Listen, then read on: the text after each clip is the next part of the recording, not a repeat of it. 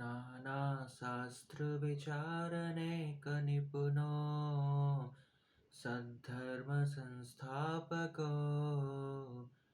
लोकानां हितकारिणो त्रिभुवने मान्यो शरण्याकरो राधाकृष्णपदारविन्दभजना नन्देन मत्तालिको वन्दे रूपसनातनो रघुयुगो श्रीजीवगोपालको। हरे कृष्ण। सबका स्वागत है भक्ति रसामृत सिंधु की उपदेशामृत की ये चौथी कक्षा है, चौथा सेशन है और हम इसके अंतर्गत जो श्लोक 2 है उस पर चर्चा कर रहे थे। जो पहला श्लोक है वो 6 वेग कैसे हम उनका दमन कर सकते हैं उसके बारे में चर्चा हमने की और दूसरा श्लोक हमने चर्चा किया कि 6 प्रतिरोध, 6 चीज़ें हैं जो भक्ति को विनाश कर देती हैं। षड्भिर्भक्तिर्विनश्यति, तो उस पर हम चर्चा कर रहे थे। अत्याहार प्रयासश्च प्रजल्पो नियमाग्रह जनसंगश्च लौल्यम च षड्भिर्भक्तिर्विनश्यति। तो 6 प्रकार की जो वस्तुएं हैं जो भक्ति के लिए प्रतिकूल हैं और जो भक्ति का विनाश, इतना उनके अंदर सामर्थ्य है कि अगर उनको हम नहीं छोड़ते हैं तो हमारी भक्ति का विनाश निश्चित है।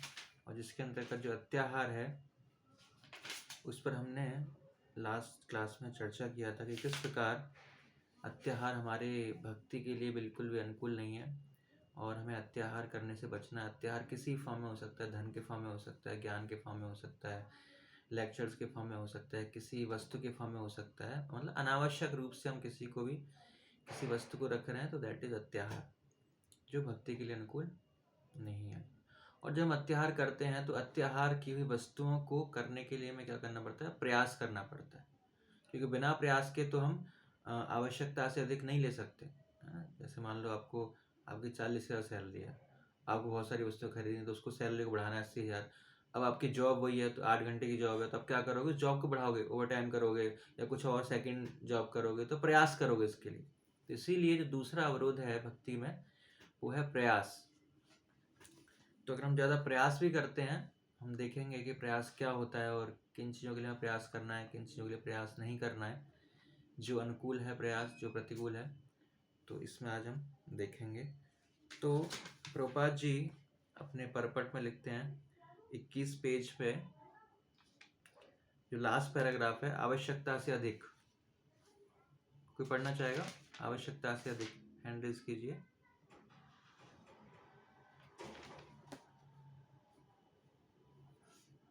निकुंज विलास नहीं आता है,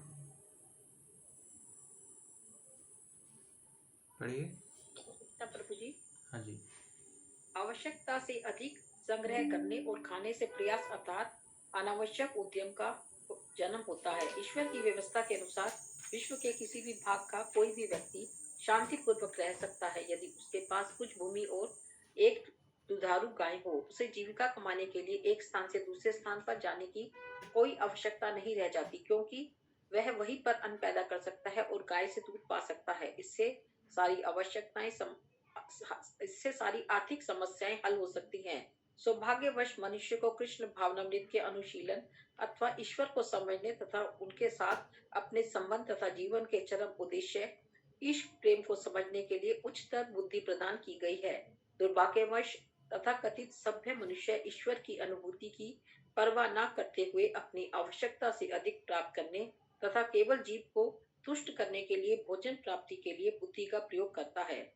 ईश्वर की व्यवस्था के अनुसार सारे संसार में मनुष्य के लिए दूध तथा अन्न के उत्पादन हेतु पर्याप्त गुंजाइश है, लेकिन तथाकथित बुद्धिमान मनुष्य अपने उच्चतर बुद्धि को भगवत भावना के अनुशीलन में न प्रयुक्त करके अपनी बुद्धि का दुरुपयोग अनेक अनावश्यक तथा अनिश्चित वस्तुओं के उत्पादन में करता है।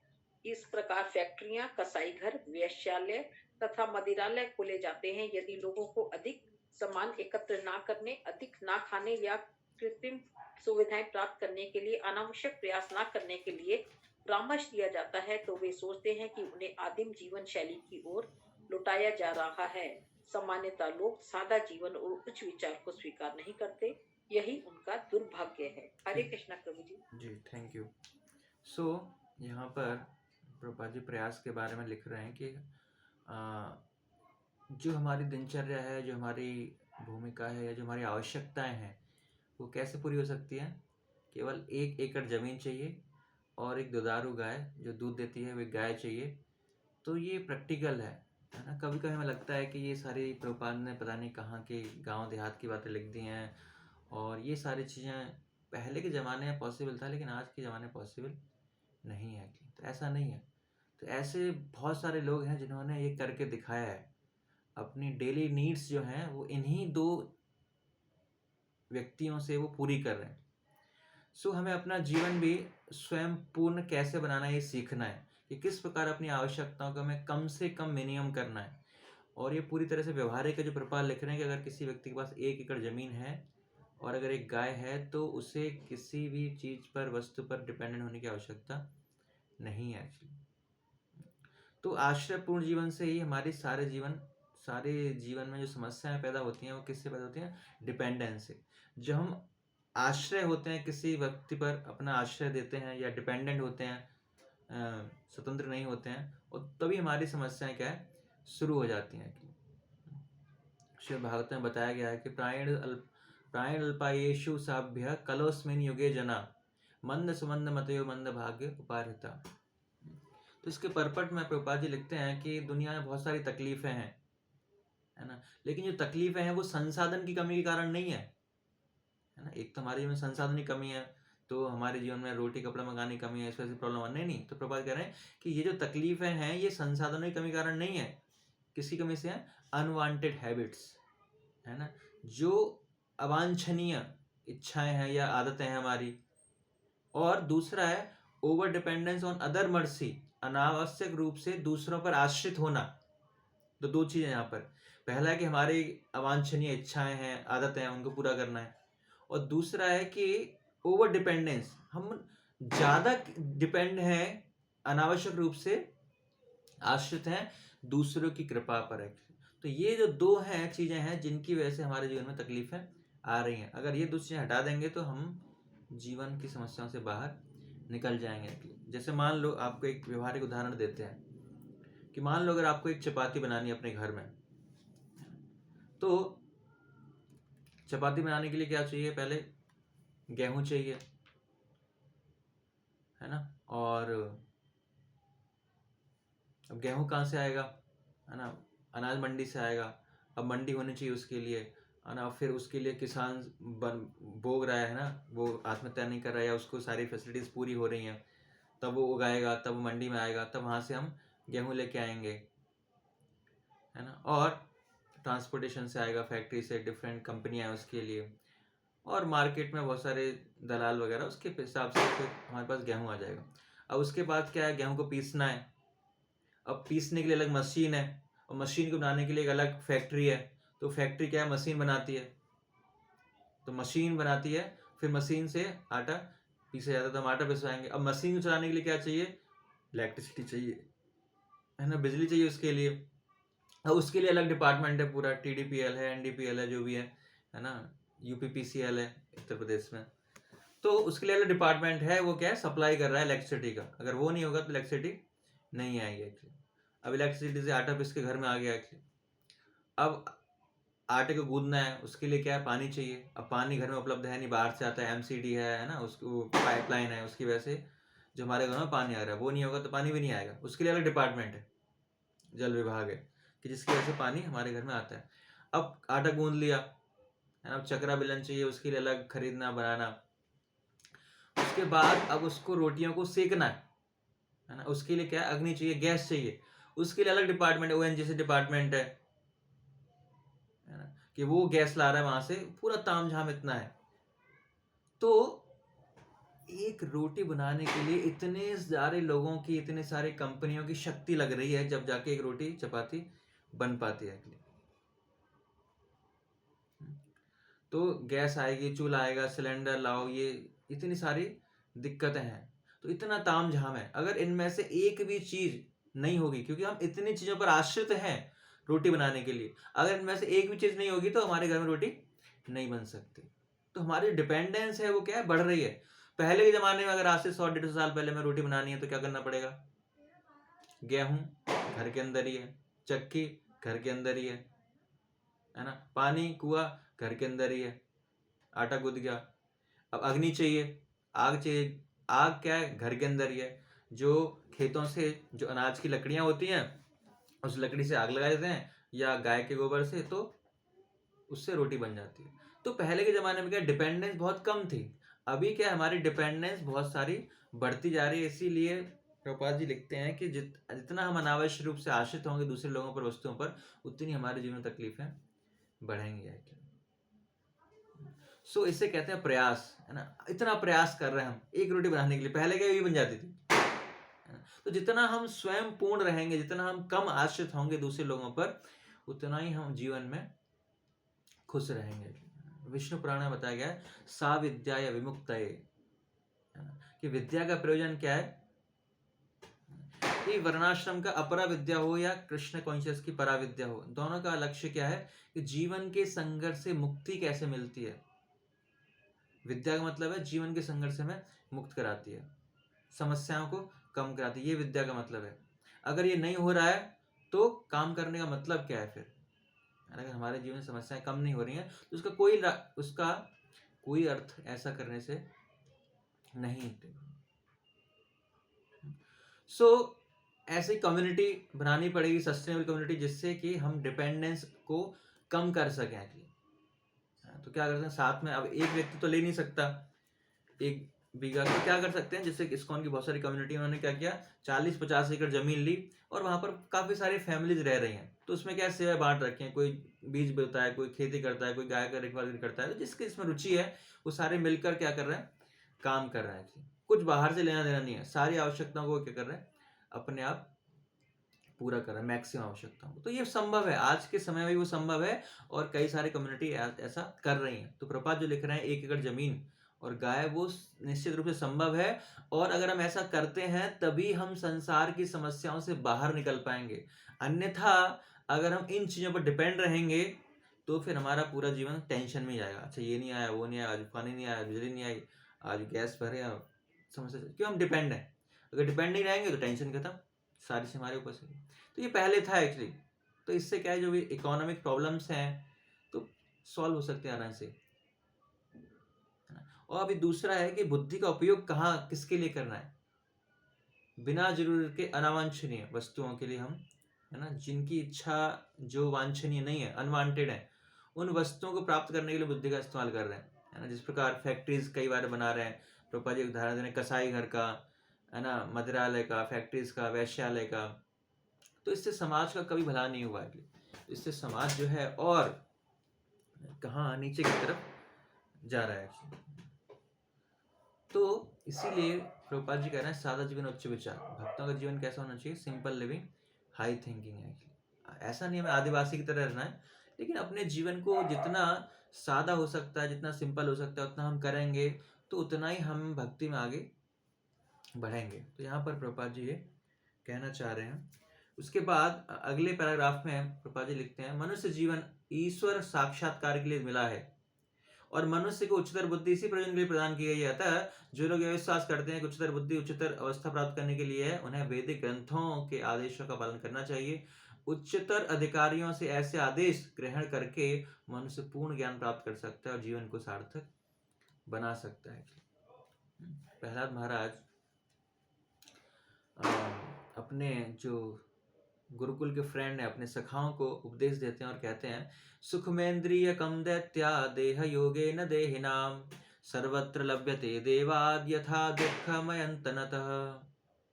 प्रहलाद महाराज कहते हैं हे दैत्यो, जिसे शरीर दिया गया, जिन लोगों को शरीर मिला है, तो इंद्रिय तृप्ति का कोटा अपने आप मिल जाता है उनको किसी भी योनि में, कर्मों के हिसाब से, बिना प्रयास के, है ना। जितना उनके जीवन में सुख लिखा है, इंद्रिय तृप्ति का जितने भी साधन है, उनको अपने आप मिलेंगे बिना किसी प्रयास के।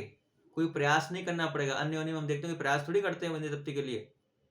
बिना प्रयास के सारी चीजें अपने आप उनके लिए उपलब्ध है। कैसे? जिस प्रकार दुख के लिए हम प्रयास करते हैं नहीं, कि जिस प्रकार कई बार होता है ना, हमें बुखार नहीं आया ना, प्रयास कर रहे हैं हम बुखार आ जाए, आइसक्रीम खा रहे हैं, है ना, ठंड में स्वेटर नहीं ओढ़ रहे, कि बुखार आ जाए, आएगा? नहीं आएगा। जितना भी प्रयास कर लें, जब तक वो बुखार नहीं आना है आएगा, और नहीं तो आना होगा तो कितने भी स्वेटर पहन लो, कुछ भी कर लो, तो भी बुखार आएगा। तो उसी प्रकार जिस प्रकार दुख हमारे जीवन में आता है, उसी प्रकार सुख भी अपने आप आएगा। ये देव के द्वारा है ना, देव यथा दुख, देव के द्वारा, देव प्रकृति के द्वारा ये मिलेगा। ये देव तय कर चुका है कि कितनी सांसें हैं, किस परिवार में जन्म लेंगे हम, सौंदर्य कितना होगा, धन कितना होगा, इंद्रिय तृप्ति के आनंद का स्तर कितना होगा, है ना। ये सब पहले से ही क्या है, फिक्स है। तो इंद्रिय तृप्ति हमारी पहले से ही अपने कर्मों के हिसाब से फिक्स है, अपने प्रयास नहीं करना उसके लिए, वो अपने आप आएगा ही। तो ये सब पैकेज है जो मैन्युफैक्चर के द्वारा सिस्टम में पहले इनबिल्ट कर दिया हमारे में, ये चीजें हमारे ये मिलेंगी, उसी के बाद हमको भेजा जाता है यहाँ पर। तो उसमें हम ज्यादा टेम्परिंग नहीं कर सकते, उसमें क्या हम ज्यादा नहीं टेम्परिंग कर सकते। क्या कर सकते हैं, थोड़ा, जिस प्रकार 3 तरह के कलेश होते हैं, आध्यात्मिक कलेश, आदि भौतिक कलेश और आदिदैविक कलेश। तो क्या होता है, थोड़ा हम आध्यात्मिक कलेश को कम करते हैं तो आदिदैविक कलेश क्या अपने आप बढ़ जाएगा, लेकिन जो क्वांटिटी है, जो दुख की क्वांटिटी है, वो सेम रहेगी। जैसे 3 नॉब है, नॉब होते हैं ना घुमाने की स्विच जो होते हैं, 3 नॉब है। तो आध्यात्मिक कलेश, आदि भौतिक कलेश और आदिदैविक कलेश। तो एक कलेश को हम कम करेंगे तो क्या होगा, दूसरा कलेश अपने आप बढ़ जाएगा, बैलेंस करने के लिए, है ना। एक कलेश कम करेंगे, दूसरा कलेश अपने आप क्या होगा, वो बढ़ेगा। ये प्रकृति का नियम है, हम कुछ भी उत्पन्न नहीं कर सकते, किसी कलेश को कम नहीं कर सकते। जैसे मान लो आपको गर्मी लग रही है, आपने क्या किया, गाड़ी में ऐसे चला दिया बैठ के, तो आपने क्या किया, जो आदि भौतिक क्लेश है उसको कम कर दिया, आदि दैविक क्लेश को कम कर दिया। तो क्या हुआ, दैविक क्लेश कम हो गया। अब क्या, दिमाग गर्म हो रहा है, टेंशन मन में चल रही है, मन से परेशान हो, बिजनेस का प्रॉब्लम है, तो क्या है, भौतिक क्लेश शुरू हो गया, वो कम हुआ, ये शुरू हो गया। सो उसी प्रकार हम क्लेशों को कम नहीं कर सकते।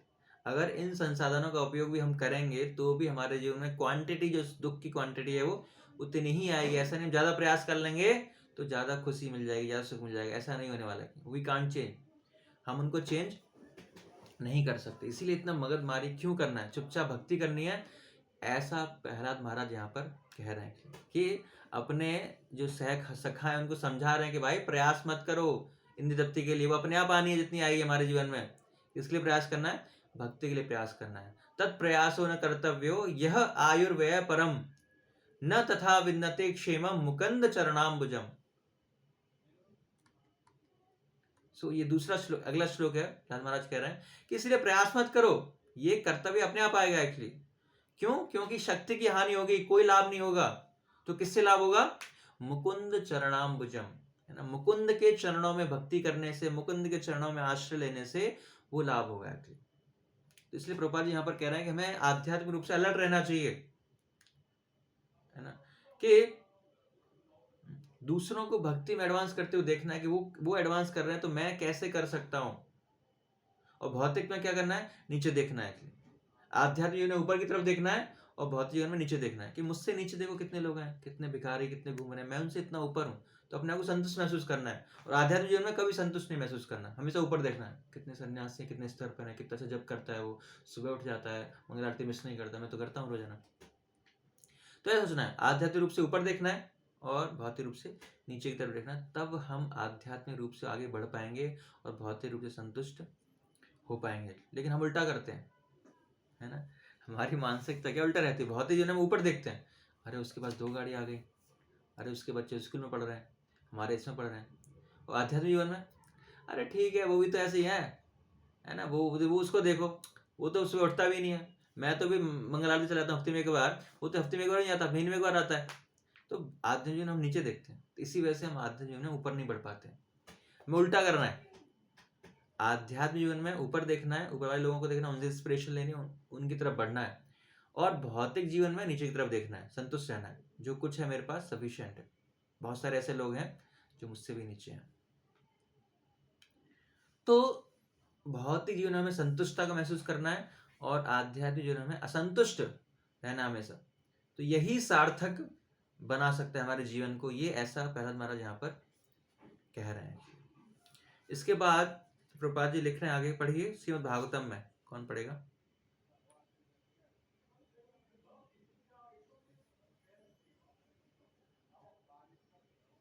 सुकृति माता जी। हरे कृष्ण प्रभु जी।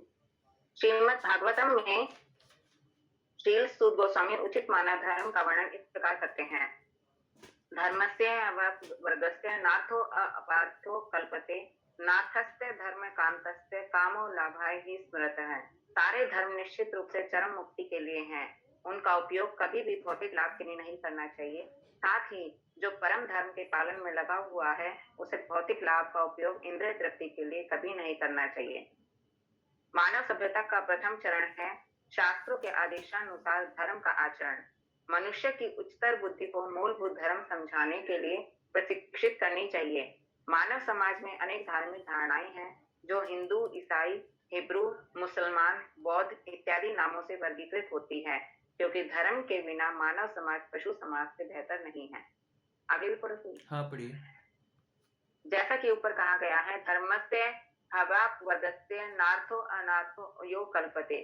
धर्म तो उत्थान के लिए है, रोटी पाने के लिए नहीं। कभी कभी मानव समाज तथा कथित धर्म की पद्धति का निर्माण कर लेता है, जिसका उद्देश्य भौतिक उत्थान होता है, लेकिन यह वास्तविक धर्म के उद्देश्य से बहुत दूर है।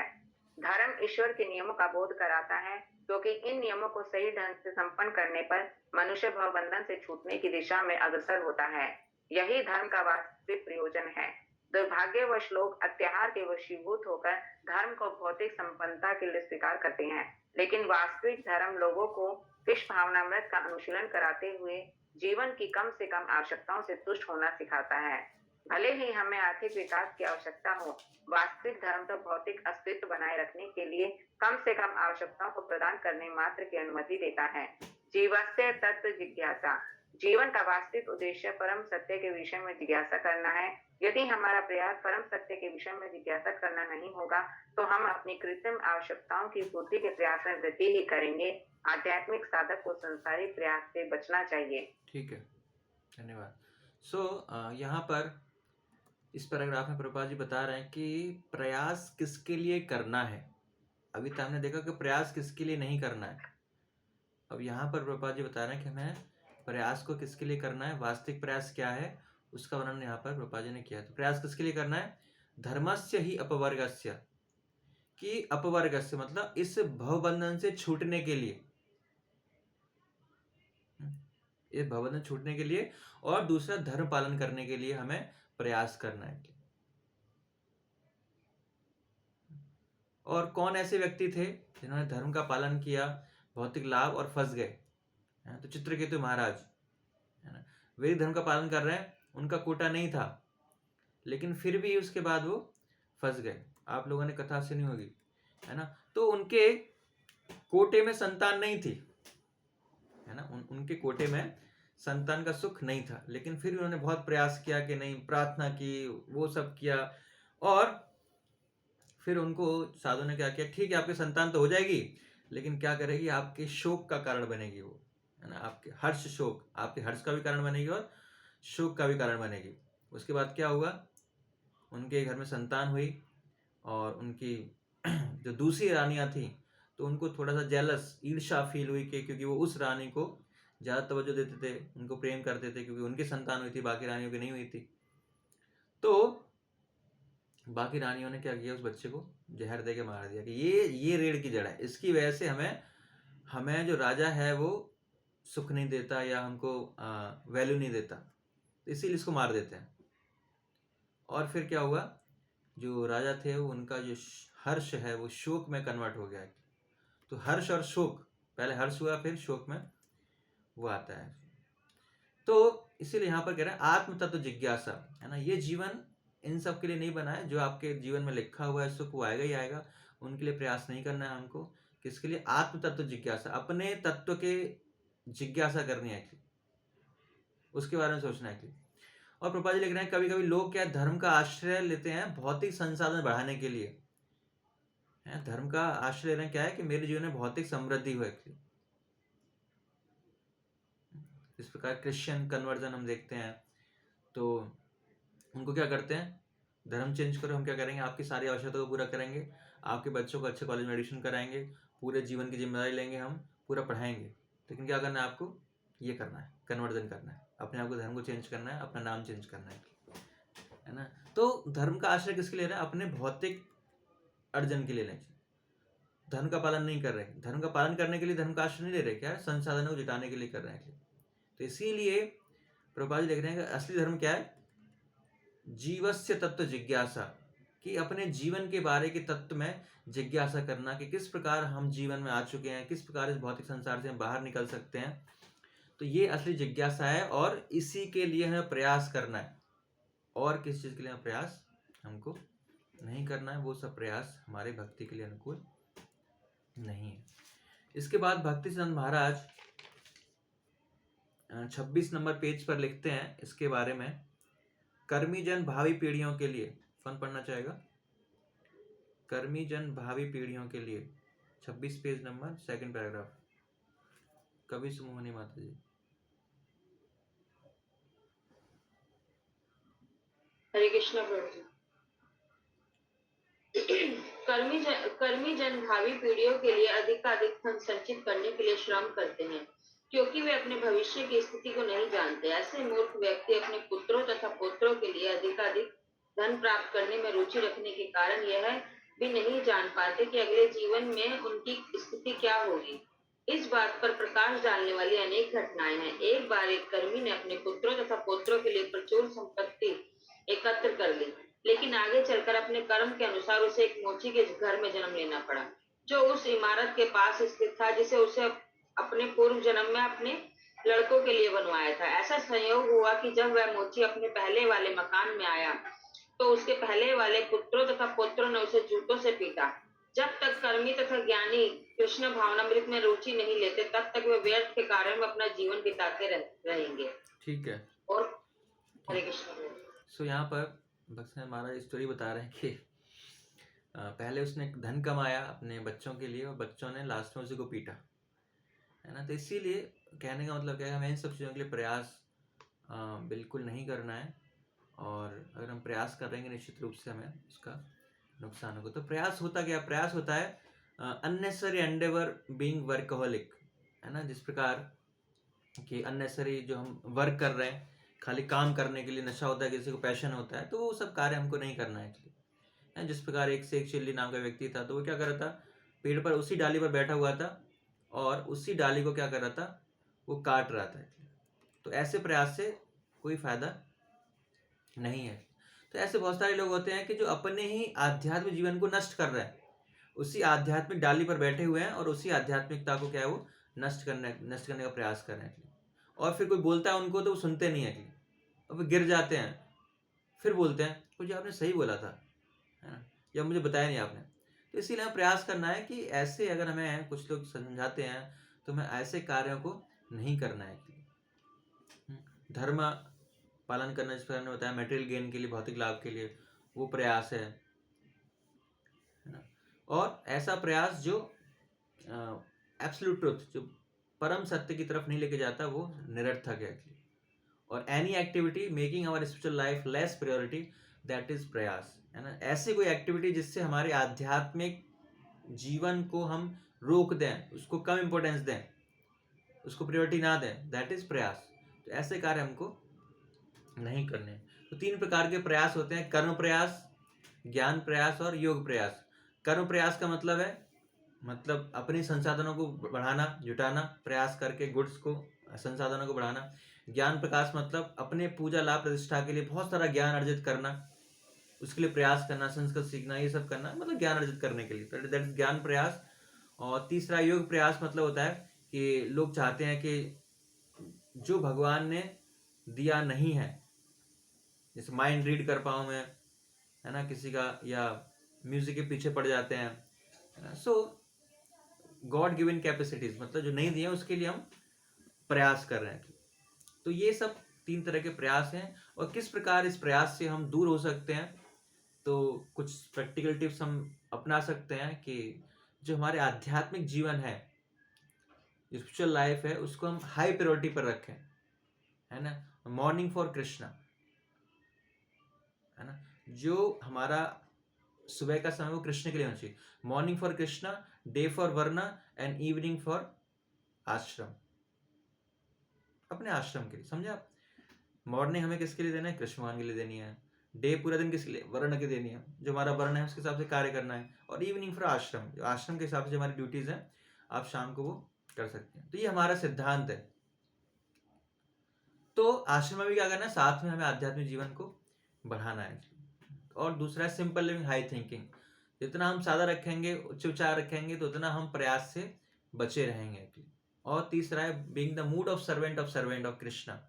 हमें दासानु की भाव में रहना है, हम बड़े नहीं है ना, जिससे कि हम प्रयास से बच सकते हैं। और चौथा है being happy in whatever way lord has made अस।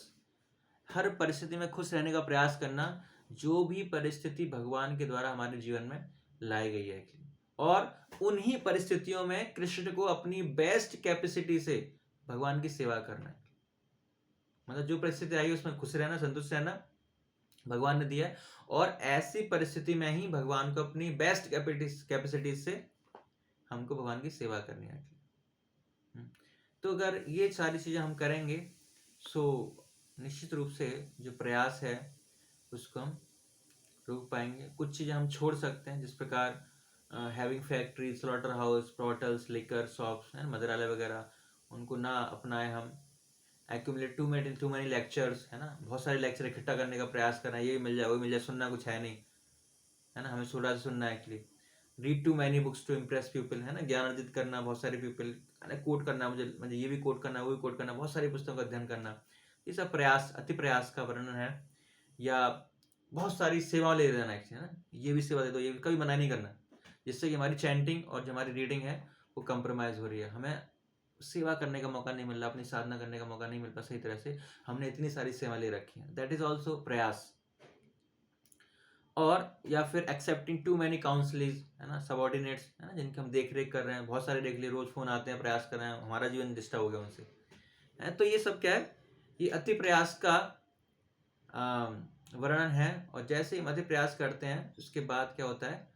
प्रजल्प जो है वो शुरू होता है।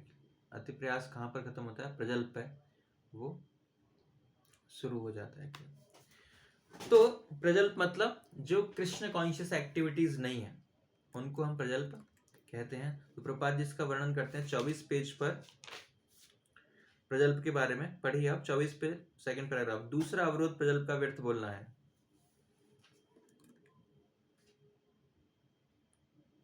स्नेहमयी माता जी,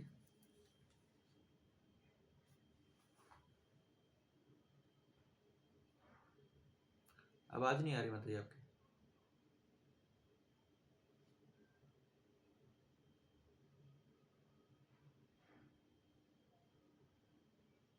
लीड निकाल के बात कीजिए अब ना, लीड निकालिए।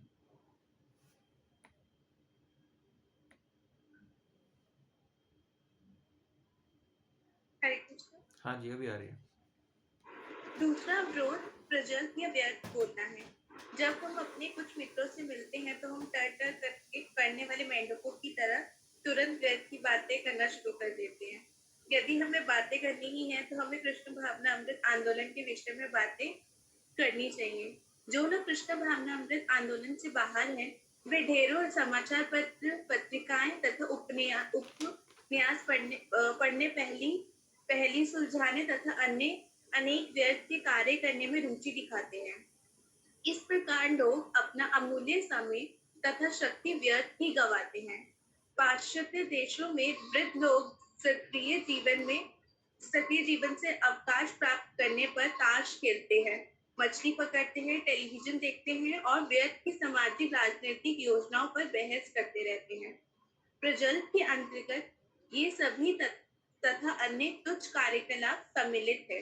जिसकी रुचि कृष्ण भावना अमृत में है, ऐसे बुद्धिमान व्यक्ति को ऐसे कार्यों में कभी कोई भाग नहीं लेना चाहिए। आगे भी नहीं ठीक है, थैंक यू। हरे यहाँ पर प्रभुपाद जी जो है वो फिर से जो उदाहरण दे रहे हैं, जो मेढक की टरटराहट है, जिसे हमने पहले भी डिस्कस किया था वाचो बेगम में, कि जो मेढक है जो अननेसेसरी टॉक्स जो है, जो हमारी भक्ति के लिए अनुकूल नहीं है, तो वो क्या करता है, अपने प्राण शक्ति का व्यय कर रहा है और अपने ही वो मृत्यु को बुला रहा है actually।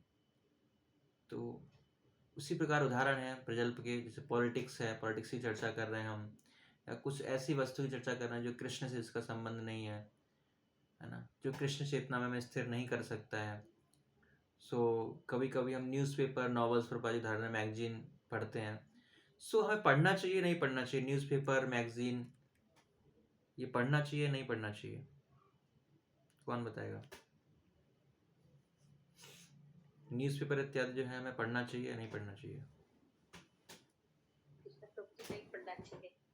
नहीं पढ़ना चाहिए, ठीक है। और किसी का कुछ सुझाव? पढ़ना है या नहीं पढ़ना है? हरे कृष्णा प्रभु जी। हरे कृष्ण। नहीं पढ़ना चाहिए नहीं पढ़ना चाहिए। और प्रभु जी।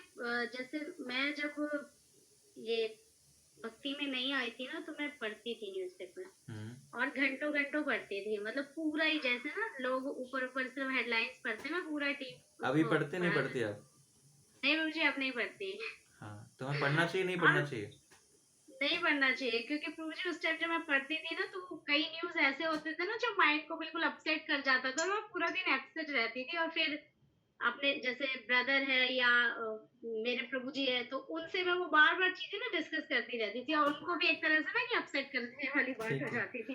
So, तो वो दोनों मुझे डांटा करते थे। और किसी से कोई अनुभव, पढ़ना चाहिए, नहीं पढ़ना चाहिए? हरे कृष्णा, हरे कृष्णा। हाँ रमाई, पढ़ना नहीं चाहिए, नहीं पढ़ना चाहिए। हाँ, क्योंकि दुनिया की पॉपुलेशन हमारे सिर पर आ जाती है, उसमें पढ़ते हैं, दुनिया भर की रिपोर्टें होती है, दुनिया भर की न्यूज़ें होती हैं, और सारी हमारी टेंशन हमारे सर पर आ जाती है। ठीक है। और कोई ये भी कहता है कि पढ़ना चाहिए? कोई है आप में से? कोई वक्त कहते हैं पढ़ना चाहिए? मेरे अलावा कोई है ऐसा कह रहे हैं कि पढ़ना चाहिए? हरे कृष्णा प्रभु जी। हरे कृष्णा प्रभु जी, शायद हमें पढ़ना चाहिए थोड़ा बहुत, मतलब जितना काम का हो उतना पढ़ सकते हैं, जितना नहीं पढ़ना, बाकी डिटेल में नहीं पढ़ना, क्योंकि कई बार हमें एंट्रेंस देना है या फिर कुछ पढ़ना है, तो उसमें हमें वो चाहिए होता है, पढ़ना ही पड़ता है कई बार। ठीक तो है। उसमें थोड़ा बहुत रूपानु और अंकु। हरे कृष्ण प्रभु जी। प्रभु जी, अगर हम एक प्रचारक के पॉइंट ऑफ व्यू से सोचें, तो हो सकता है हमें कई बार थोड़ी बहुत जनरल नॉलेज के लिए चीजें रखनी पड़ती है, सो दैट हम जब किसी को प्रचार करें तो उसके साथ एक इंटरैक्टिंग पॉइंट बना सकें। तो उस पॉइंट ऑफ व्यू को देखते हैं, थोड़ा बहुत हमें जानने की जरूरत है, अदरवाइज नहीं है नीड उसकी पढ़ने। नयन राधा माता जी। हरे कृष्णा प्रभु जी। जी आवाज आ रही? हाँ जी।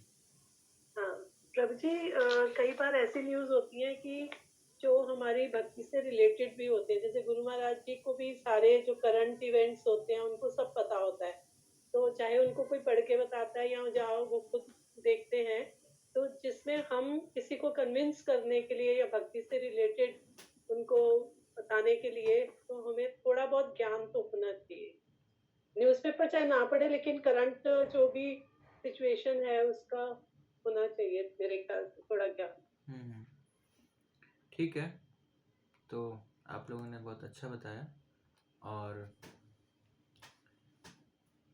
है ना। तो एक्चुअली वास्तव में ये वस्तुएं जो है, न्यूज़पेपर है या अन्य वस्तुएं, मैगजीन वगैरह हैं, नॉवेल्स हैं, निश्चित रूप से हमारे भक्ति के लिए अनुकूल नहीं है, लेकिन फिर भी कभी कभी हमारा व्यवसाय ऐसा है, या हमारी वर्ण के अनुसार, हमारी विद्यार्थी जीवन में या व्यवसाय के अनुसार कभी कभी हमें नीड होती है उसको पढ़ने की। तो ये हमारे व्यवसाय पर निर्भर करता है, कि डिपेंड करता है कि कितना हमें अवगत करना है, लेकिन फिर भी हमें ध्यान रखना है कि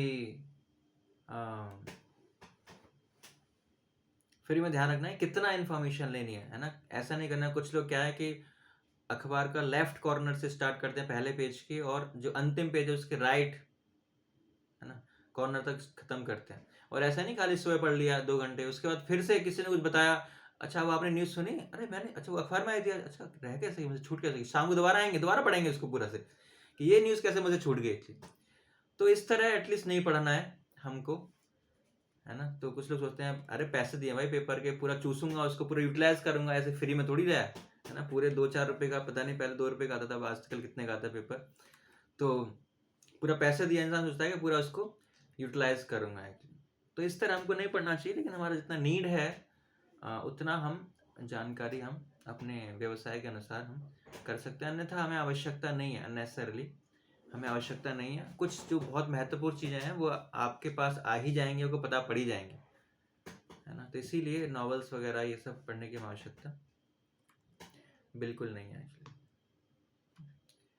तो जो प्रजल्प है उसको हम देखेंगे, जो भक्तिविनोद ठाकुर हैं बताते हैं कि एक होता है जलपन, मतलब जलपन, एक होता है प्रजल्पन। जलपन क्या होता है? जो कृष्ण कॉन्शियस एक्टिविटीज हैं, जो हम भगवान को प्रसन्न कर रहे हैं, दैट इज जलपन। मतलब कीर्तन कर रहे हैं, प्रेयर ऑफर कर रहे हैं, श्लोक रिसाइटरी कर रहे हैं, शास्त्रों का अध्ययन कर रहे हैं, दैट इज कॉल्ड जलपन, है ना। तो फेवरेबल मूड में एक्चुअली, है ना, भौतिक इच्छा से रहित होकर। तो ये क्या है? कृष्ण भावनामृत की प्रगति के लिए ये कार्य हम करते हैं। और जो हमारे महाजन हैं, जो भक्त हैं, उन्होंने बहुत आदर पूर्वक इस जलपन को भगवान की सेवा में लगाया है। ये है जलपन, मतलब भगवान के बारे में बोलना, दैट इज जलपन। और मतलब बोलने की शक्ति को भगवान के प्रचार में, भगवान की सेवा में लगाना है। लेकिन दूसरा होता है जब बोलने की शक्ति का हम मिसयूज करते हैं जो हमारी भक्ति के लिए अनुकूल नहीं है, दैट इज कॉल्ड प्रजल्प। यह जल्प, वो है प्रजल्प, मतलब जल्प के अगेंस्ट। मतलब उस बोलने की शक्ति का हम दुरुपयोग कर रहे हैं, किसके लिए? भक्ति से अपने आप को हटाने के लिए, है ना, भक्ति के लिए विनाश करने के लिए उसका हम यूज कर रहे हैं। तो भक्तिविनोद ठाकुर 8 प्रकार के प्रजल्प अपनी, जो उन्होंने टीका लिखी है उपदेशामृत में, तो उसमें 8 प्रकार की प्रजल्प बताते हैं कि उससे हमें बचना चाहिए। पहला है यूजलेस टॉक, है ना, जो भगवान के बारे में नहीं है, तो उनका हम कर रहे हैं। कैसे बच सकते हैं उनसे? हम सततम कीर्तयन्तु माम, है ना, कि हमेशा भगवान का बारे में बोलकर उससे हम बच सकते हैं। यूजलेस टॉक्स, जो मतलब यूजलेस है, कुछ भी बोल रहे हैं जिसका कोई सेंस ही नहीं है, तो उससे बचना। दूसरा आर्गुमेंट, कभी कम आर्गुमेंट्स करते हैं, godless quarrel not based on Vedas, है ना, वेदों बेस्ड नहीं है एक्चुअली, वेदों पे ना आधिकारिक तर्क प्रस्तुत करना, तो ये आर्गुमेंट्स हैं। वैसे कुछ आप वैसे तर्क महसूस कर रहे हो, लेकिन वेदों पे आधारित वो नहीं, यूजलेस आर्गुमेंट, है ना। Arise from envy and attachment, है ना, ईर्ष्या और आसक्ति की वजह से। किससे? अपने सेंसेस से ईर्ष्या, दूसरों से ईर्ष्या और अपने सेंसेस के प्रति आसक्ति के लेवल पर ये क्या प्रकट होता है, आर्गुमेंट्स हम करते हैं, तो दैट इज ऑल्सो कॉल्ड प्रजल्प। और इसको पॉजिटिव हम कैसे कर सकते हैं कि जब भगवान को, है ना, अपना संबंध को भगवान से स्टेब्लिश करना है, तो उसके लिए डिस्कशन करना वो पॉजिटिव हो सकता है, तो उसको हम ऐसे यूज कर सकते हैं आर्गुमेंट्स को। और तीसरा है गॉसिप, है ना। गॉसिप होता है ना, जैसे talking about other people to establish one's reputation, है ना, अपने बारे में ना देगा, बता नहीं मैं पहले क्या था, ऐसे ही था मैं, है ना, ये था वो था, मतलब अपने आप की पोजीशन को, रेपुटेशन को करना है। तो ऐसे गॉसिप हमको नहीं करनी है। हम अगर हमें गॉसिप करनी हुई तो क्या कर सकते हैं पॉजिटिव वे में?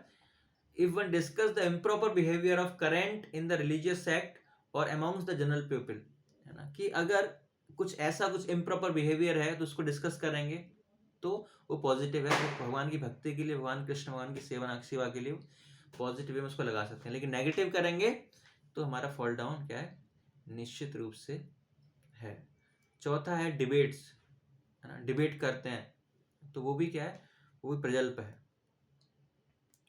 फॉल्ट फाइंडिंग इन अदर्स, दूसरों में दोष देखना या अपने गलत आदतों को दूसरे पर इम्पोज करना है। सो इंटेंशन जो मैटर करता है एक्चुअली, है ना, दूसरों में हमको दोष नहीं देखना चाहिए। Who can find faults? गुरु, है ना, या गुरु या किसी व्यक्ति को जो अधिकारिक व्यक्ति है उसको अधिकार दे रखा है कि दूसरे व्यक्ति में फॉल्ट, दोष देखने का, तो वो बता सकता है। लेकिन इसके अलावा किसी अन्य व्यक्ति को दूसरों में दोष देखने का अधिकार नहीं है। तो ये 5वां फॉल्ट फाइंडिंग। और छठा है स्पीकिंग फाल्सहुड, झूठ बोलना एक्चुअली, तो उससे बचना, वो भी प्रजल्प है। ब्लेस्फेमिंग डिवोटीज, है ना, कि दूसरों की निंदा करना, दूसरे भक्तों की निंदा करना है, कि वो बिल्कुल आपकी भक्ति को नाश कर देता है। जो भक्त हैं वो साधु होते हैं, और उनको अगर हम अपराध करेंगे, उनकी निंदा करेंगे, तो हम अपने जितना भी हमने धन कमाया है भक्ति का, जितने भक्ति में प्रगाढ़ हुए हैं, वो सब नष्ट हो जाएगा। ऐसे बहुत सारे उदाहरण हैं, है ना। प्रजापति दक्ष का उदाहरण है, पूरा नष्ट हो गया, पूरा जितना भी ऐश्वर्य सब कुछ नष्ट हो गया, उसने शिव जी के प्रति अपराध किया था। तो इसीलिए इवन जो भौतिकतावादी व्यक्ति हैं उनकी भी हमें निंदा नहीं करनी चाहिए। जिस प्रकार ध्रुव महाराज की कथा आती है कि ध्रुव महाराज तब तक भक्त नहीं थे, लेकिन उनकी सौतेली माँ ने क्या उनके प्रति अपराध किया, बाद में भक्त बने, तो भी उनको उसकी सजा मिली है। तो इसीलिए हमें ब्लेसफिंग डिवोटीज, हमें भक्तों को ब्लेसफिंग नहीं करना है। और 8वां वर्ल्डली टॉक्स, है ना, जैसी भौतिक जीवन की बातें करना या समाज की बातें करना, इस पर क्रिकेट के बारे में बात करना, पॉलिटिक्स के बारे में बात करना, वर्ल्डली टॉक एक्चुअली। तो ये सब चीज़ें जो है बहुत ही खतरनाक हैं, और अगर हम ऐसा प्रज्वलित करेंगे तो निश्चित रूप से हमारी भक्ति जो है उसका विनाश निश्चित है। इसीलिए अपि चेत सुदुराचारो साधुर एव समन्वयवत्, तो Krishna takes more offence when we offend the devotee than when we offend him, है ना। तो कृष्ण भगवान जो है वो ज़्यादा अपराध लेते हैं जब हम उनके भक्तों को क्या है उनके बारे में गलत सोचते हैं। भगवान भी कहते हैं कि कोई बात नहीं, उनसे गलती हो जाएगी, एक दो बार उनको माफ़ कर दो, उनको फिर भी आप साधु ही समझो। लेकिन हम साधु नहीं समझते हैं, हम उनमें फॉल्ट फाइंडिंग करते हैं, उनमें दोष देखते हैं। तो भगवान ऐसे लोगों को माफ़ नहीं करते हैं। तो ये है प्रजल्प कि ऐसी वर्ल्डली टॉक्स, ऐसी जो भगवान की सेवा में जिन चीज़ों को हम नहीं लगा सकते, ऐसी बातें, अपनी शक्ति को व्यय हमें उन चीज़ों में नहीं करना है। अब हम चर्चा करेंगे नियमाग्रह, जनसंग और लौल्य। 3 बचे हैं इसमें, नियमाग्रह, जनसंग और लौल्य। तो ये सब हम किस लिए अध्ययन कर रहे हैं? इनको जानने के लिए, है ना, कि इन सब 6 चीज़ों से बचने के लिए हम कर रहे हैं, कि इन 6 चीज़ों से हम किस प्रकार बच सकते हैं, इसलिए उनका हम डीप में अध्ययन कर रहे हैं। कभी कभी मुझे लगता है कि हम आगे बहुत बढ़ चुके हैं, है ना, लेकिन फिर भी ये हमेशा हमारी भक्ति की प्रगति में लाभदायक है। जितना हम इनको सुनेंगे, जितना हम डिस्कस करेंगे, जितना हम समझेंगे, उतना इन चीज़ों से बचेंगे हमें।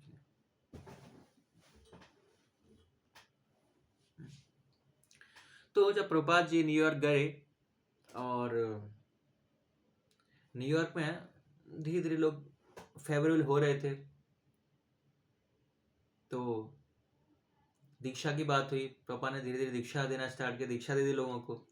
और दीक्षा देने के बाद प्रभुपाद ने बताया क्या करना है आपको, 4 नियम पालन करने हैं और 16 माला करनी है।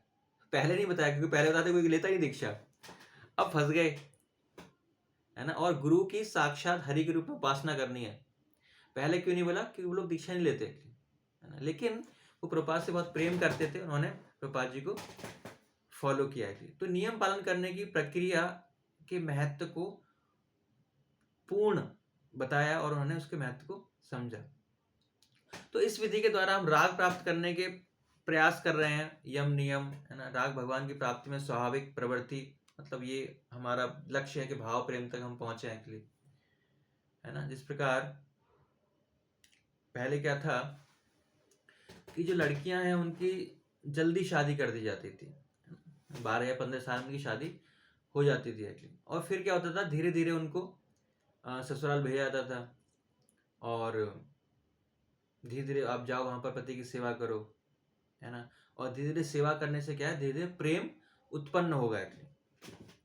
तो उसी प्रकार हम मंदिरों में आ रहे हैं अभी, है ना, धीरे धीरे कभी कभी आते हैं, तो हमारा जो प्रेम है वो क्या है, सेवा जब हम करते हैं प्रेम बढ़ता है एक्चुअली। तो सेवाएं करते हैं, इससे क्या है, हमारा अनुराग बढ़ता है ना। विधि पालन कर रहे हैं, नियमों का पालन कर रहे हैं, इससे क्या हमारा प्रेम भगवान में बढ़ रहा है एक्चुअली। सो ये एक प्रक्रिया है, इसलिए हम ये सारी चीजें कर रहे हैं।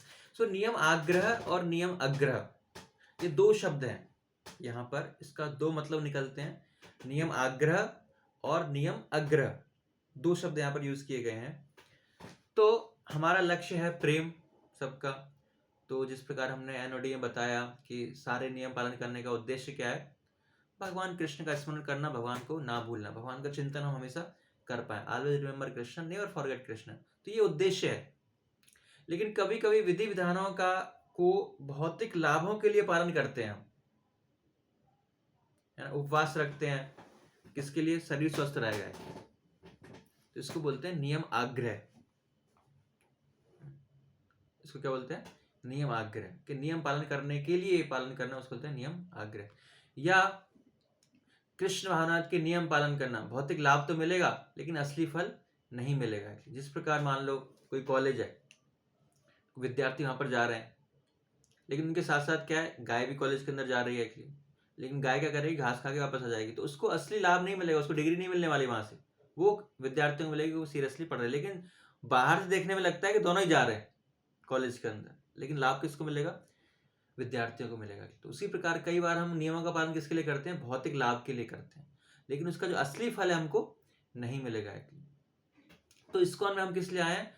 भगवान कृष्ण का चिंतन करने के लिए। अगर किसी नियम को ये जानने के लिए करेंगे कि कृष्ण का स्मरण करना है, तो हमें केवल सुकृति मिलेगी, हमें फल नहीं मिलेगा। इस प्रकार मान लो एक बार क्या हुआ, एक बार गार्ड है, तो गार्ड को एक बार सेवा दी गई कि आपको मंदिर के अंदर उसी लोगों को भेजना है जो जूते चप्पल आपके पास उतार के जाएंगे। मतलब जूते चप्पल उनसे यहाँ पे उतरवाने हैं, उसके बाद मंदिर में एंट्री करनी है। तो ऐसे करके वो सब लोगों को भेज रहा था। लेकिन एक क्या बात हुई कि एक कपल आया और वो जो जूते चप्पल है गाड़ी में उतार के आया था अपने। तो गार्ड के पास, गार्ड ने रोक लिया, कह रहे जूते कहाँ हैं आपके? वो तो गाड़ी में। कह रहे नहीं, मुझे आज्ञा मिली है कि जब तक यहाँ पर जूते चप्पल कोई व्यक्ति नहीं उतारेगा उसको अंदर नहीं भेजना है। आप क्या करो, आप जूते चप्पल लेकर आओ पहले यहाँ पर, और उन जूते चप्पलों को यहाँ पर मेरे पास उतारो, उसके बाद मैं एंट्री दूंगा। तो ये है नियम आग्रह, कि नियम पालन करने के लिए पालन करना, उसके पीछे भावना क्या है वो लेना नहीं है। उसी प्रकार जब हम भक्ति में नए आते हैं तो कितना नियम पालन करें पता नहीं होता है ना, बट दूसरों को जो मंदिर में हम देखते हैं तो उन पर थोपने का प्रयास करते हैं। सबको अनुभव हुआ कि जब हमने अपने रिलेटिव्स को, अननोन्स को, है ना, टेरर किया, जैसे हमने सीखा तुरंत क्या किया, उस नियम को दूसरे लोगों को थोपने का क्या किया, उनको आग्रह किया, थोपने का प्रयास किया। तो इसको हमारा मूड रहता है नियम आग्रह, मतलब खाली नियम पालन करने के लिए पालन करने के लिए।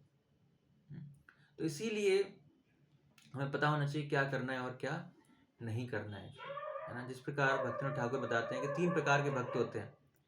एक होता है न्यू फाइट, कनिष्ठ भक्त हैं, कि नया मुल्ला क्या जोर से चिल्लाता है ना, कि जब के समय विचार सारे आ रहे हैं, बच्चे, बीवी, धन संचय कैसे करना, सारे विचार आ रहे हैं इसलिए, तो उनके लिए आदेश भगवता में दिया गया है, माम अनुस्मरण युद्ध च, कि मेरा स्मरण करो, साथ साथ युद्ध भी अपना कर्तव्य भी करते रहो।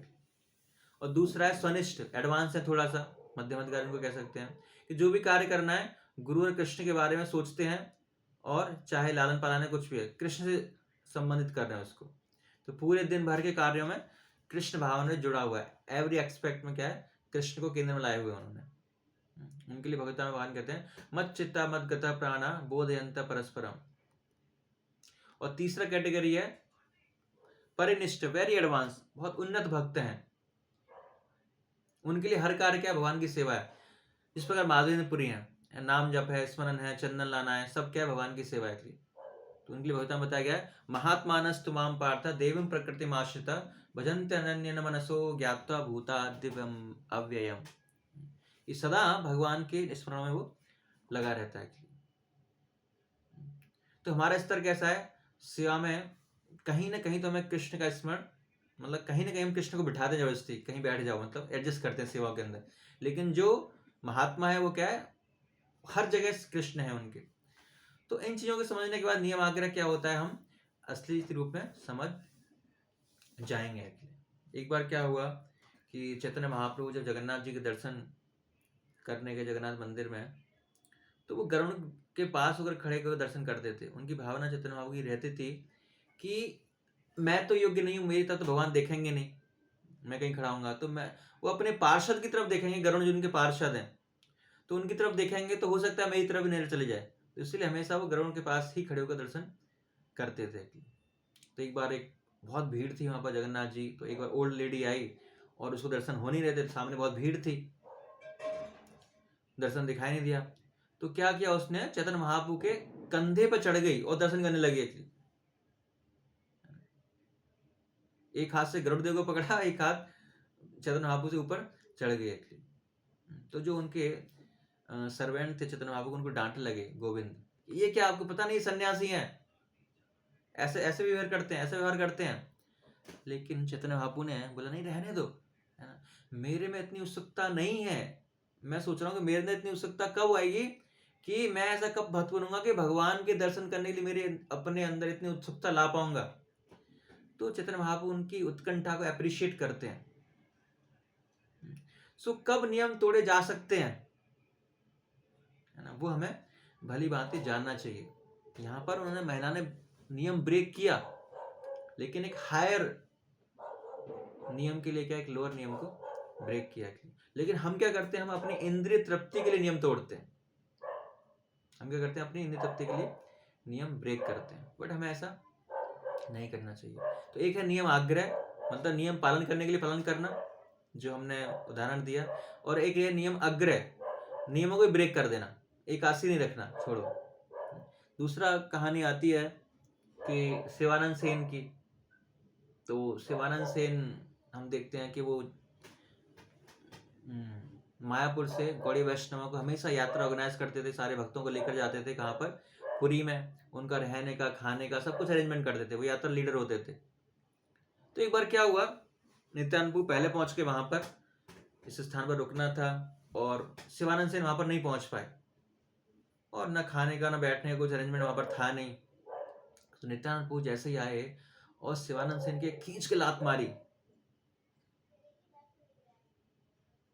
है ना, तो उनके कहता है कि श्रीकांत नाम का भतीजा था, तो उनको बहुत बुरा लगा कि यार ये क्या, मतलब बेचारा इंसान सेवा कर रहा है, एक तो निस्वार्थ भाव से इतनी सेवा करता है, अरेंजमेंट करता है, सारे करता है, उसको कुछ मिलता तो है नहीं, वो सेवा करता है, ऊपर से उसको ऐसा व्यवहार कर रहा है, एक्चुअली इतना प्रेम से सेवा कर रहा है। तो क्या है, वो पार्टी छोड़ के चले गए गुस्से में, और गंभीरा में दर्शन के लिए, कहाँ पर, वहां पर चैतन्य महाप्रभु के पास तुरंत ऐसे चले गए, और चैतन्य महाप्रभु को उन्होंने ऐसे प्रणाम कर दिया बिना अंग वस्त्र नीचे किए, है ना। ये एक सिद्धांत, एक नियम है कि अगर आपने ऊपर कपड़े पहने हुए हैं तो हम प्रणाम नहीं कर सकते, अगर आपने अंग वस्त्र ऊपर पहने हुए हैं तो आप प्रणाम नहीं कर सकते। तो ये सिद्धांत है, वैष्णव सिद्धांत है। तो गोविंद करेक्ट करने वाले थे उनको, लेकिन चैतन्य महाप्रभु ने मना किया। ये स्टोरी आप पढ़ सकते हो चैतन्य चरितामृत अंतलीला में 10वें अध्याय के 84 श्लोक में। सो वो क्या, नियम ब्रेक किया उन्होंने। और तीसरी कहानी हम देखते हैं, तीसरी स्टोरी आती है कि चैतन्य महाप्रभु के एक सर्वेंट थे गोविंद, और गोविंद थे तो चैतन्य महाप्रभु को प्रसाद दिया उन्होंने, और अब चैतन्य महाप्रभु के जब प्रसाद दिया तो चैतन्य महाप्रभु क्या, लेट गए, है ना, वो क्या है, चौखट, एक कमरे के अंदर बाहर चौखट पर लेट गए। तो इस तरफ क्या कर रहे हैं, जो गोविंद बैठे हैं और उनकी प्रसाद दिया, प्रसाद था, उसकी मसाज कर रहे हैं। मसाज के लिए उनको ऑयल चाहिए था, तो ऑयल करने के लिए क्या किया, चैतन्य महाप्रभु को उन्होंने लांग दिया, और उनको चैतन्य महाप्रभु की बॉडी को, शरीर को लांगने के बाद वो ऑयल लेके आ रहे, उनकी मसाज की, और मसाज करके फिर उस तरफ ही रह गए, और उसे मसाज करके चैतन्य महाप्रभु को नींद आ गई, सो गए। और फिर गोविंद ने क्या है, प्रसाद नहीं लिया। तो चैतन्य महाप्रभु जगे उठे और उनसे पूछा कि आपने प्रसाद नहीं लिया, कैसे चैतन्य महाप्रभु, आपको लांग कर कैसे जा सकता हूँ। तो चैतन्य महाप्रभु ने देखा आप तो मेरे इस तरफ थे, तो आपने लांगा क्यों, मुझे उस तरफ कैसे पहुंचे आप, है ना। महाप्रभु आपके लिए जो ऑयल चाहिए था मसाज के लिए, तो ऑयल लेने के लिए गया था, तो जब मैंने लांगा तो आपकी सेवा के लिए लांगा आपको, लेकिन अभी जब लांगता तो अपनी इंद्रिय तृप्ति के लिए लांगता, आपको क्रॉस करता, तो वो ठीक नहीं है। तो इस स्टोरी से हमें पता पड़ता है कि किस परिस्थिति में हम नियम ब्रेक कर सकते हैं और किस परिस्थिति में हम नियम ब्रेक नहीं कर सकते। कई बार क्या होता है, डिवोटीज लेक्चर की लालायत होते हैं और लेक्चर प्रिपेयर किया, लेकिन क्या है 3 लोग आए हैं, चलो कैंसिल कर देते हैं। मतलब क्या है, वो नियम आग्रह कर रहे हैं, वो नियम पालन करने के लिए पालन कर रहे हैं।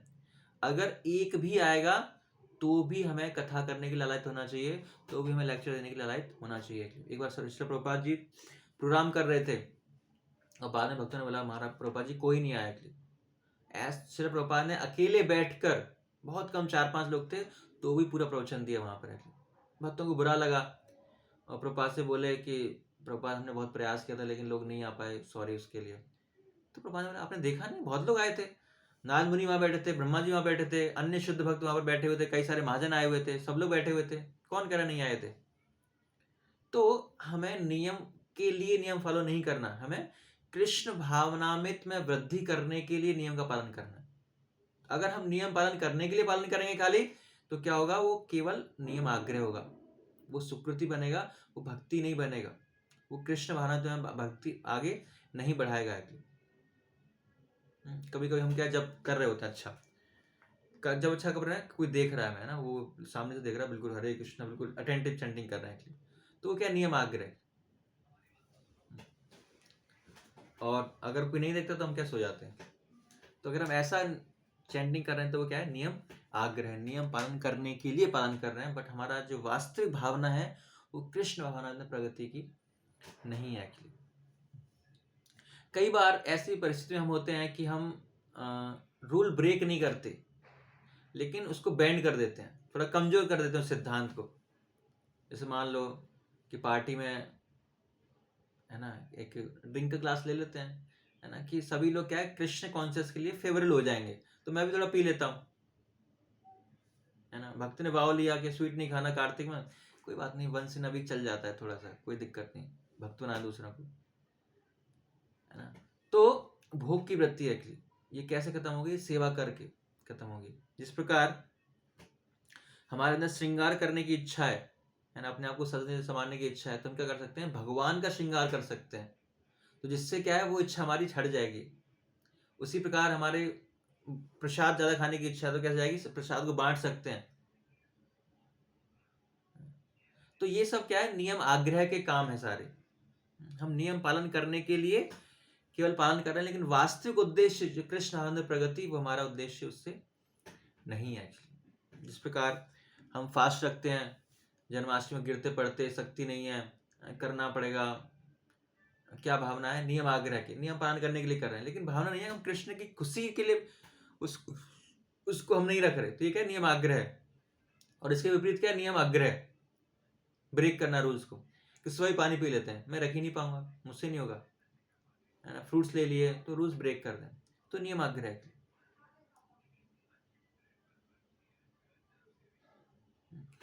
तो इसलिए इन चीजों से हमें बचना है, नियम आग्रह और नियम आग्रह।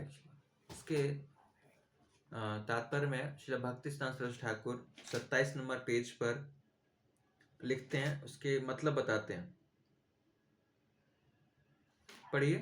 तुरंत लाभ के लिए शास्त्रों के कुछ विधि विधानों को स्वीकार करना,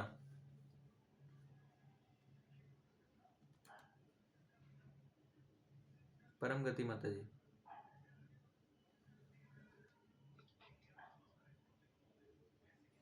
तुरंत लाभ के लिए शास्त्रों के कुछ विधि विधानों को स्वीकार करना नियम आग्रह कहा जाता है। जैसा कि कुछ उपयोगितावादी इसका समर्थन करते हैं, किंतु शास्त्रों के उन विधि विधानों की उपेक्षा करना जो आध्यात्मिक विकास के लिए है, नियम आग्रह कहलाता है। आग्रह शब्द का अर्थ है स्वीकार करने के लिए उत्सुकता, और आग्रह का अर्थ है स्वीकार ना करना। इन दोनों शब्दों के साथ नियम विधि विधान जोड़ने से संधि द्वारा नियम आग्रह शब्द बनता है। इस तरह नियम आग्रह शब्द के 2 अर्थ होते हैं, जो शब्दों के विशिष्ट संयोग के अनुसार समझे जाते हैं। जो लोग कृष्ण भावनामृत में रुचि रखते हैं, उन्हें आर्थिक विकास के विधि विधानों को ग्रहण करने में उत्सुक नहीं होना चाहिए, अपितु शास्त्रों के विधि विधानों को कृष्ण भावनामृत की प्रगति के लिए अत्यंत श्रद्धा पूर्वक ग्रहण करना चाहिए। उन्हें अवैध मैथुन, मांसाहार, धुत कीड़ा तथा मादक द्रव्यों के सेवन से दूर रहकर अनुष्ठानों का दृढ़ता से पालन करना चाहिए। मनुष्य को चाहिए कि मायावादियों की संगति से ठीक है, भी बस बचे। यहीं तक पढ़ना माता जी। तो ये है नियम आग्रह और नियम आग्रह का वर्णन। तो नियम पालन करना है ना। प्रभुपाद जी श्रीमद् भागवतम के परपट में लिखते हैं कि अगर वासुदेव कथा में रुचि नहीं हो रही, इसका मतलब क्या कर रहे हैं हम, नियम आग्रह हो रहा है ना। जो भी हम नियम पालन कर रहे हैं उसका असली उद्देश्य क्या है कि कृष्ण कथा में रुचि होनी चाहिए। अगर रुचि नहीं बढ़ रही हमारी, इसका मतलब जो भी हम नियम पालन कर रहे हैं वो नियम आग्रह कर रहे हैं, मतलब नियम पालन करने के लिए पालन कर रहे हैं। असली उद्देश्य को, भावना को समझ नहीं रहे, तो उससे उसके द्वारा कृष्ण को संतुष्ट हम नहीं कर रहे हैं, अपने आप को संतुष्ट कर रहे हैं। एक और उदाहरण है, जैसे मान लो सन्यासी का नियम है कि चल कर ही जाएंगे, पैदल चल कर ही जाएंगे। इस श्री प्रभुपाद ने बोला कि नहीं, कि अगर मैंने सोचा अगर मैं चल के जाऊंगा तो कई साल लग जाएंगे, लेकिन मैं हवाई जहाज से उड़ के गया तो प्रचार ज्यादा हो पाया। अगर मैं चल के जाता तो प्रचार क्या होता, कम होता। और अगर मैं इंद्रिय तृप्ति के लिए हवाई जहाज यात्रा करूंगा तो क्या है, नियम आग्रह है। अगर प्रचार के लिए तो ब्रेक कब करना है वो हमें देखना है, खाली नियम पालन करने के लिए पालन नहीं करना है। तो दो तरह के लोग होते हैं। देखो अभी इससे आपको बिल्कुल क्लियर हो जाएगा नियम आग्रह और नियम आग्रह। एक होते हैं स्मार्ट ब्राह्मण, जिस प्रकार हम कृष्ण लीला में देखते हैं कि जो यज्ञ कर रहे थे ब्राह्मण, जब कृष्ण बलराम के सखा आए और उन्होंने बोला कि कृष्ण बलराम आए, उनके लिए प्रसाद दे दो, उन्होंने मना कर दिया कि नहीं नहीं हम नहीं देंगे। तो वो क्या कर रहे थे, स्मार्ट ब्राह्मण नियम पालन करने के लिए पालन कर रहे थे, कृष्ण की तुष्टि के लिए नहीं कर रहे थे।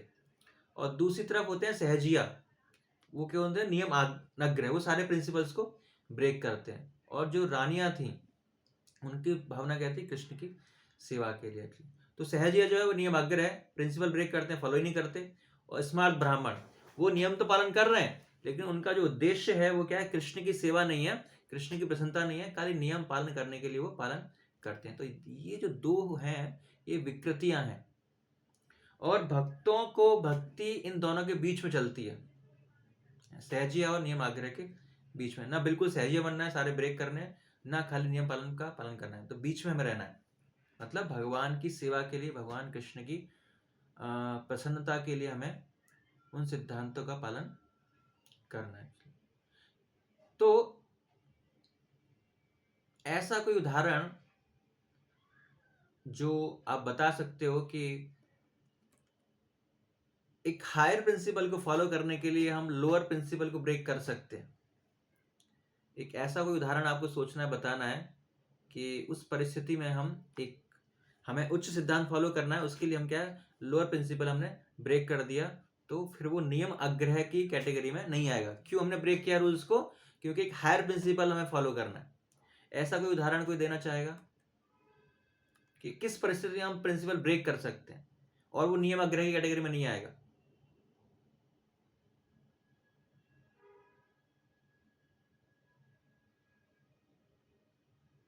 जैसे मैंने कोई उदाहरण दिया कि प्रभुपाद ने रूल ब्रेक किया कि जो सन्यासी है वो पैदल चलता है लेकिन हवाई जहाज में यात्रा की, तो उन्होंने रूल ब्रेक किया, लेकिन फिर भी वो नियम आग्रह नहीं है। रामकेशव प्रभु। हरे कृष्णा प्रभु जी। तो ये कभी कभी जैसे गुरु महाराज टेम्पल कंस्ट्रक्शन के लिए बोल रहे हैं और उस समय में आप यदि टेम्पल कंस्ट्रक्शन में लगे हैं सुबह से शाम तक, हो सकता है आप मंगला में न जाए, हो सकता है आपके कुछ जो नियम जो भक्ति के जो है वो उसमें वो करें आप ना कर पाए, तो ये इस तरह की स्थिति में हम कह सकते हैं ऐसा? ठीक है, क्योंकि वो तो उनके गुरु ने ऐसे आदेश दिया है। अब वो तो ठीक है, आध्यात्मिक गुरु के आदेश है, चलो वो ठीक है फॉलो करना है, लेकिन फिर भी अपने स्तर पर हम कभी कैसे निर्णय ले सकते हैं कभी कभी कि हमने हायर प्रिंसिपल को फॉलो करने के लिए लोअर प्रिंसिपल ब्रेक किया।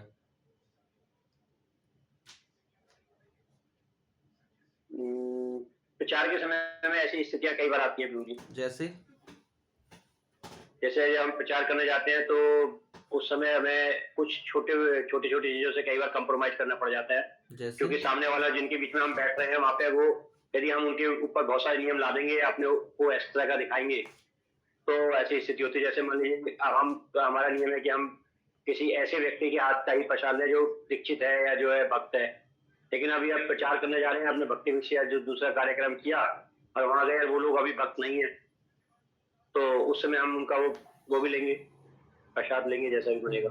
उसके लिए थोड़ी मैच्योरिटी चाहिए। प्रभुपाद जी भी एक बार लाइफ मेंबर के यहाँ प्रसाद बनाने पाया था। उन्होंने क्या किया, सारे बर्तन नए मंगवाए और भोग लगवाया, बनाया, तब खाया। सो ब्रेक किया प्रिंसिपल, लेकिन फिर भी उनके लिए मैच्योरिटी चाहिए। अब उसमें बह नहीं जाना पूरा कि नहीं कुछ भी कर सकते हैं, है ना। जैसे मैंने उदाहरण दिया कि चलो पार्टी में गए किसी में, हमारा सब कुछ चल रहा है तो थोड़ा पी लिया हमने भी, क्या दिक्कत है वो तो फिर हाँ। तो इसीलिए हमें प्रयास करना है कि कितना हम ब्रेक कर सकते हैं इन परिस्थितियों में, लेकिन कितना करना है उसके लिए मैच्योरिटी गाइडेंस हमको चाहिए। ठीक है, और कोई उदाहरण देना चाहेगा?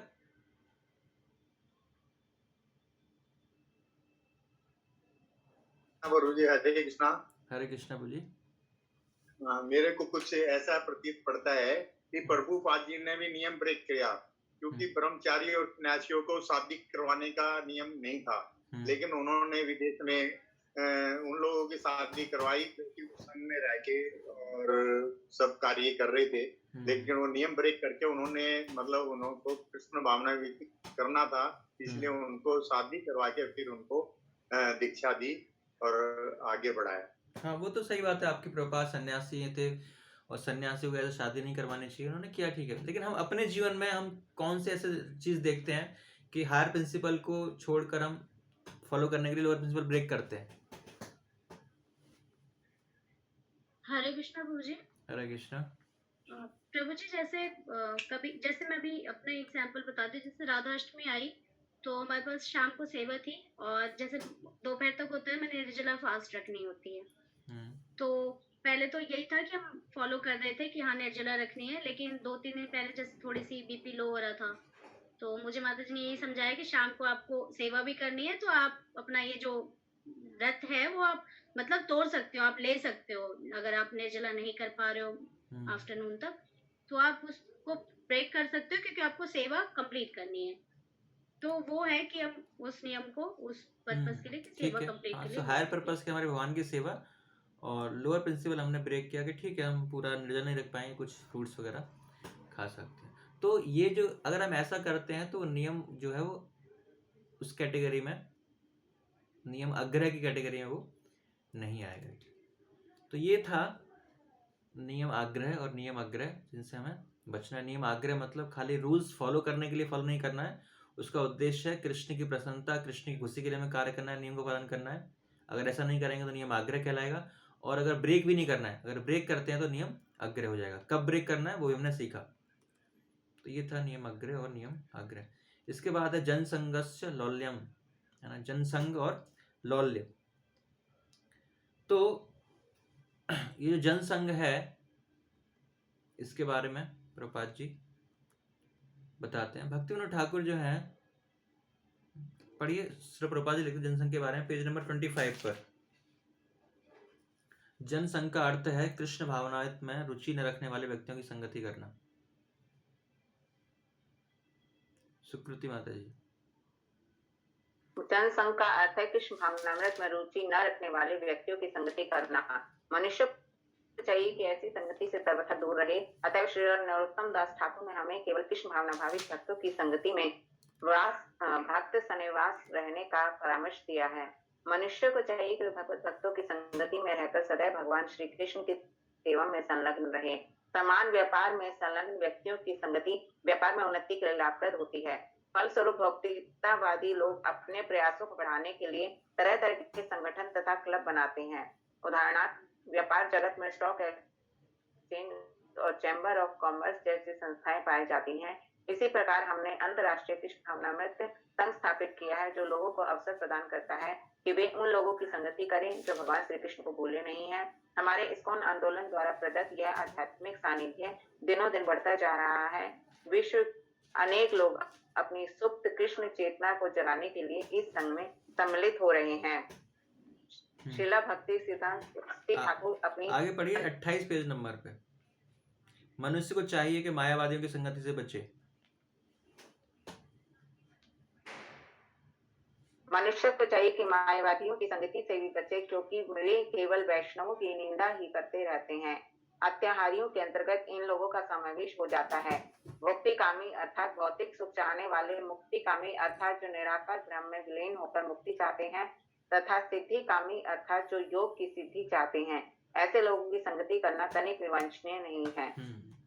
सो ऐसे लोगों का हमें संग नहीं करना है जो कृष्ण भावना में प्रगति नहीं करना चाहते या भगवान के भक्त नहीं हैं।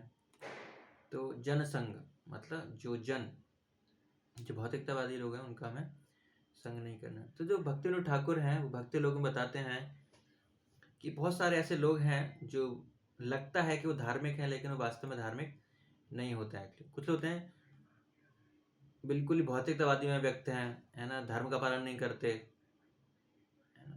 तो ऐसे लोगों को हम क्या कर सकते हैं, कल्चरली अट्रैक्ट कर सकते हैं कि ऐसे कुछ संस्कृति का उदाहरण देकर ऐसा कुछ करना है तो उनको अट्रैक्ट कर सकते हैं। और दूसरी कैटेगरी है कि वो धर्म का पालन कर रहे हैं लेकिन भौतिकतावादी व्यक्ति हैं, थोड़ा धार्मिक नियम पालन करते हैं। 3 बच्चे हैं, है ना, एक थोड़ा बेवकूफ़ है, मेंटल है, उसको चलो मंदिर में दे देते हैं, कुछ नियम पालन कर रहे हैं। और तीसरा कर्मकांडी हैं, संस्कार कराते हैं, सारे कार्य कर रहे हैं किसके लिए, अपनी इंद्रिय तृप्तियों की सेवा के लिए। तो उनको छोड़ना नहीं है, उनको कृष्ण की सेवा का मौका देना है, क्योंकि नियम पालन कर रहे हैं, क्या है, कृष्ण से उनको जोड़ना है। कुछ लोग हैं ज्ञान कांडी हैं, है ना, ज्ञान का वेदों का पठन करना, जिस प्रकार सारों भट्टाचार्य थे, है ना। तो तर्क काटे बिना क्या है सेवा में लगा दिया चैतन्य महाप्रभु ने उनको। और कुछ है कि वो भगवान में विश्वास नहीं करते लेकिन नैतिकतावादी हैं। नैतिकता मतलब नैतिक रूल्स रेगुलेशन पूरा बिल्कुल सही है, जिस प्रकार चोरों के बीच में भी प्रामाणिक, चोरी हमने किया धन है लेकिन बराबर बराबर बटेगा। तो संपत्ति जो भगवान की नहीं मानते, है ना, क्या है कि मैं अतिक्रमण नहीं करूंगा,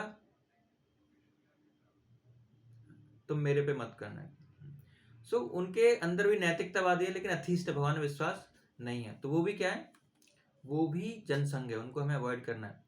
और कुछ लोग केवल नास्तिक हैं, वो पूरी तरह से नास्तिक, उनका भी हमें संग नहीं करना है। और एक कैटेगरी है समाज का कार्य करने वाले नास्तिक, है ना, सामाजिक कार्य करते हैं लेकिन नास्तिक हैं, है ना, ट्रेन बनवाएंगे, कुएं खुदवाएंगे, कंबल बांटेंगे, लेकिन भगवान में विश्वास नहीं है, हम खिलाएंगे आपको। तो ऐसे लोगों का भी हमें संग नहीं करना है। और नैतिकतावादी आस्तिक भी हैं, है ना, भगवान में विश्वास करते हैं और नैतिकतावादी भी हैं, लेकिन क्या करते हैं, वो नैतिकता को भगवान से ऊपर स्थान देते हैं। हाँ, भगवान भी है लेकिन सच बोलना सबसे बड़ा धर्म है, अच्छा है, या माता पिता की सेवा सबसे अच्छा धर्म है। तो नैतिकतावादी है लेकिन कृष्ण से ऊपर रखते हैं उन चीज़ों को, भगवान की भक्ति से ऊपर उन चीज़ों को स्थान देते हैं। तो ऐसे लोगों का हमें संग करने से बचना है। एक्चुअली एक बार गांधी से पूछा, why you following Gita, Krishna who did raslila, मतलब ऐसे भगवान की गीता को आप फॉलो क्यों करते हो जिसने रासलीला की। तो गांधी जी ने बोला, अगर ये सत्य है तो I feel ashamed to call Hindu, है ना, मुझे शर्म आती है अपने को हिंदू कहने में, अगर ये सत्य है तो जो मोरालिटी को क्या भगवान से ऊपर स्थान देते हैं। तो ऐसे लोगों का हमें संग नहीं करना है। और दूसरा है जो स्त्री संगी हैं, और या जो स्त्री संगी का संग करता है, ऐसे लोगों का हमें संग नहीं करना है। तो ये सब जन संग है, मतलब भौतिकतावादी लोग हैं, इन लोगों को संग करने से हमें बचना है। इससे क्या होगी, हमारी चेतना में भी दूषित हो जाएगी, चेतना दूषित हो जाएगी, और भक्तों के प्रति हम अपराध करेंगे, और भक्तों को भी हम कभी कभी क्या करेंगे, इसी नजरों से देखेंगे। जब हम ऐसे लोगों के चक्कर में फंस जाएंगे, भौतिकतावादी लोगों के चक्कर में, तो क्या होगा, हमारी नजर भी ऐसी हो जाएगी, क्योंकि उनके साथ हम रह रहे हैं, खा रहे हैं, पी रहे हैं, तो हमारी नजर क्या होगी, नजर भौतिकतावादी हो जाएगी। तो भक्तों पर भी हम ऐसे देखेंगे, अरे इसकी सैलरी इतनी है, अच्छा ये कम सुंदर है, अच्छा इसकी कास्ट ये है, तो फिर हम क्या करेंगे, अपराध करेंगे। तो इसीलिए हमें जनसंग करते समय हमें ध्यान रखना है कि हमें उनसे ज़्यादा आसक्त हमको नहीं होना है। एक कहानी आपने सुनी होगी, बंदर और मगरमच्छ की, सुनिए सबने। तो बंदर और मगरमच्छ दोनों दोस्त थे, है ना, और जो मगरमच्छ आता था उसको खूब बंदर जो था मीठी मीठी जामुन ऊपर से खिलाता था, तो दोनों में दोस्ती हो गई। तो जब मगरमच्छ अपने घर वापस आ रहा था, एक दिन रोजाना लेट आता था वो, तो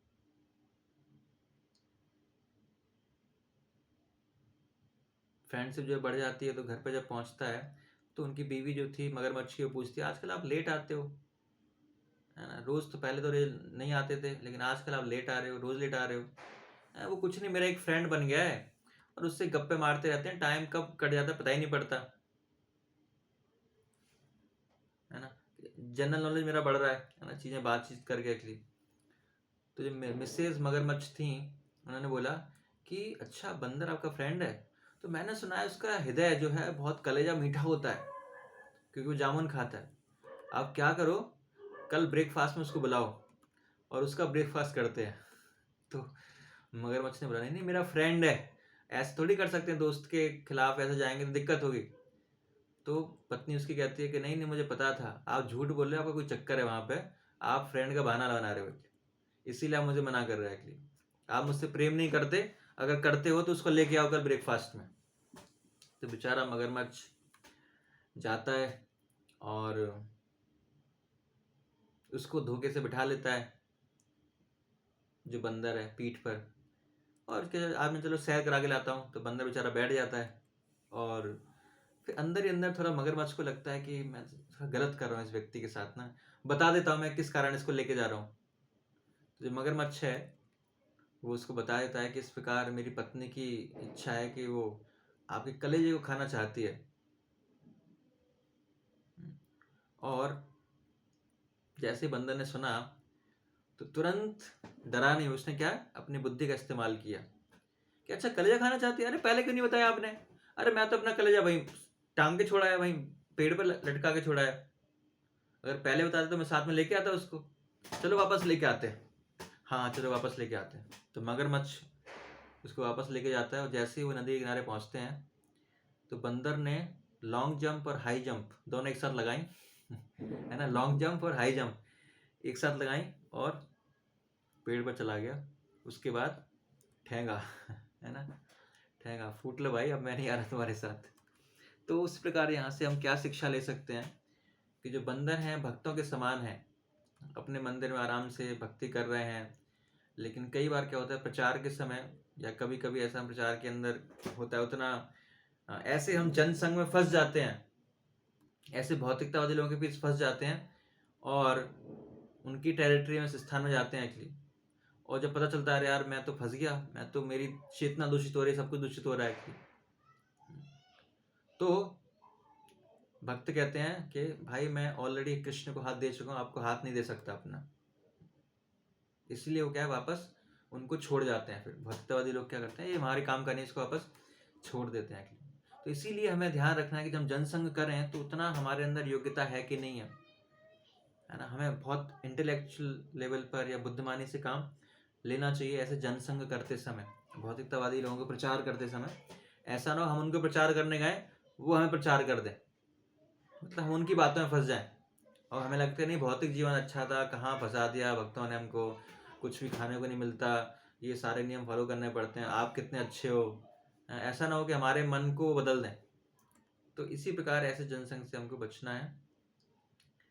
तो जो हम मॉर्निंग प्रोग्राम करते हैं वो इसीलिए करते हैं कि हम कृष्ण में अपनी श्रद्धा को बढ़ा पाएं, हम कृष्ण को अपना हाथ दे पाएं। तो कृष्ण को हाथ दे देंगे तो दूसरे के पास जाएंगे तो हम पहले कहेंगे भाई मैं ऑलरेडी हाथ दे चुका हूं, मैं मेरे जीवन में कुछ नहीं बचा है, तो हमारा जो जनसंघ है वो कुछ बिगाड़ नहीं सकता है जब तक हाथ कृष्ण के पास है।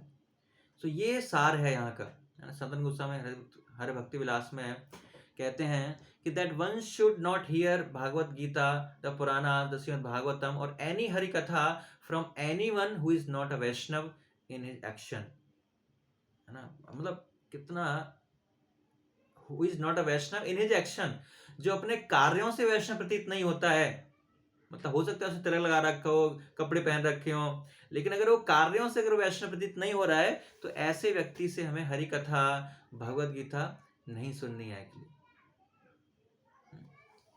जब चैतन्य महाप्रभु से पूछा गया कि चैतन्य महाप्रभु वैष्णव का व्यवहार क्या होता है, तो चैतन्य महाप्रभु ने बोला असत्संग त्याग ए वैष्णव आचार, कि जो वैष्णव का आचार कैसा रहता है, वो कभी भी असत्संग में नहीं फंसता है, वो हमेशा सत्संग में रहता है और हमेशा भक्तों के संग में रहता है और भक्तों का संग को वो त्याग देता है। और श्रील प्रभुपाद जी कहते हैं कि we have established this Krishna conscious movement in order to avoid असत्संग association with those who are interested in material things. तो हमने कृष्ण भावना में संघ की स्थापना की है, किस लिए? कि हम इस असत्संग को त्याग पाए। तो हमने क्या किया है? संग दिया है भक्तों का। भक्तों का संग करो, असत्संग में जाने की जरूरत है नहीं। तो सारी आवश्यकता आपकी यहीं पे पूरी हो जाएंगी। तो यह है जनसंग, मतलब ऐसे व्यक्तियों का हमें संग नहीं करना है। तो जनसंग कितना महत्वपूर्ण है हम देखते हैं कि ये इस श्लोक में भी आया है और जो आगे श्लोक हम चर्चा करेंगे उसमें भी आएगा इसका वर्णन। तो दोनों श्लोकों में, दूसरे में और तीसरे में आएगा। इसलिए कितना महत्वपूर्ण है कि रूप गोस्वामी ने इसको 2 बार रिपीट किया है। उत्साह निश्चय धैर्य तथा कर्म प्रवर्तनात् संग त्यागा सतो वृत्ति। संग त्यागात, वहां पर भी आया संग त्याग करना हमें, भक्ति के लिए फेवरेबल है। और यहाँ पर भी क्या है? जनसंग हमको नहीं करना है। तो दोनों श्लोकों में आया। तो इससे इसकी महत्वता जो है वो रूप गोस्वामी बताना चाह रहे हैं कितना महत्वपूर्ण है जनसंग को छोड़ना, अगर हम भक्ति में आगे बढ़ना चाहते हैं। तो ये हुआ जनसंग के बारे में वर्णन। इसके बाद है लौल्यम, पेज नंबर 28, सेकंड पैराग्राफ। भक्ति सिद्धांत महाराज कहते हैं कि लालच लौल्य की श्रेणी के अंतर्गत योग साध कर मन का विस्तार करना, ब्रह्म में लीन होना या मनमानी भौतिक संपत्ति प्राप्त करने की इच्छाएं सम्मिलित हैं। ऐसे भौतिक लाभ प्राप्त करने या तथाकथित आध्यात्मिक उन्नति करने के सारे प्रयास कृष्ण भावनावत के पथ में बाधक बन जाते हैं।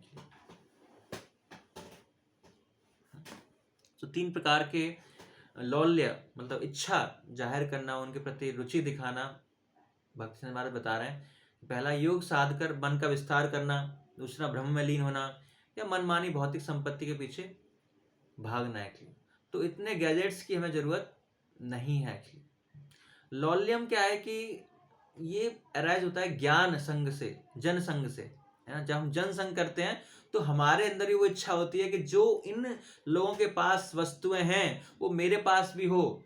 जब हम प्रचार करने जा रहे हैं, जिसके यहाँ प्रचार करने जा रहे हैं, इतना बड़ा कोठी है उसका, 4 गाड़ी खड़ी हुई है, तो हमारे मन में भी आ जाता है कभी कभी कि यार इनके पास है, मेरे पास भी, इनके पास 4 है, कम से कम मेरे पास 1 ही हो, क्या दिक्कत है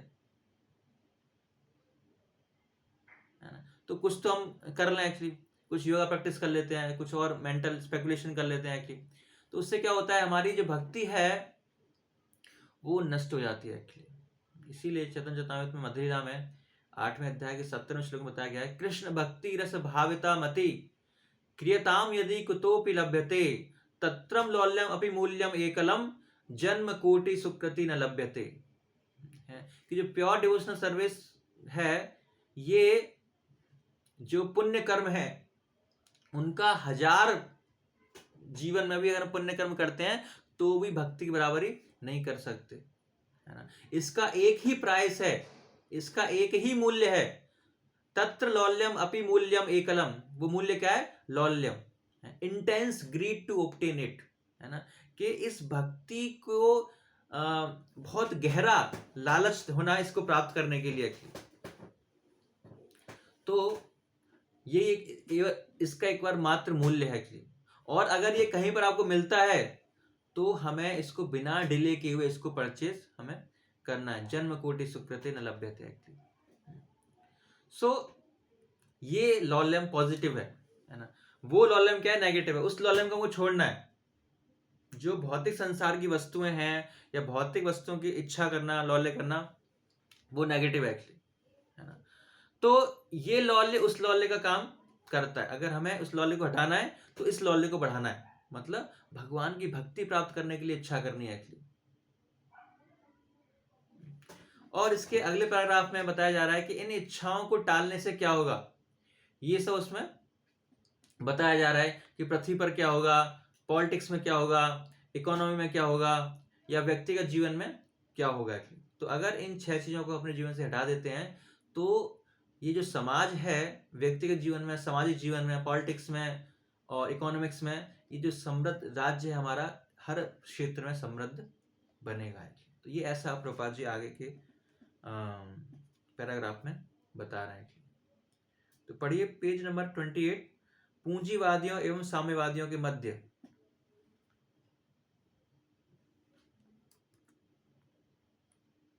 आनंदमयी माता जी।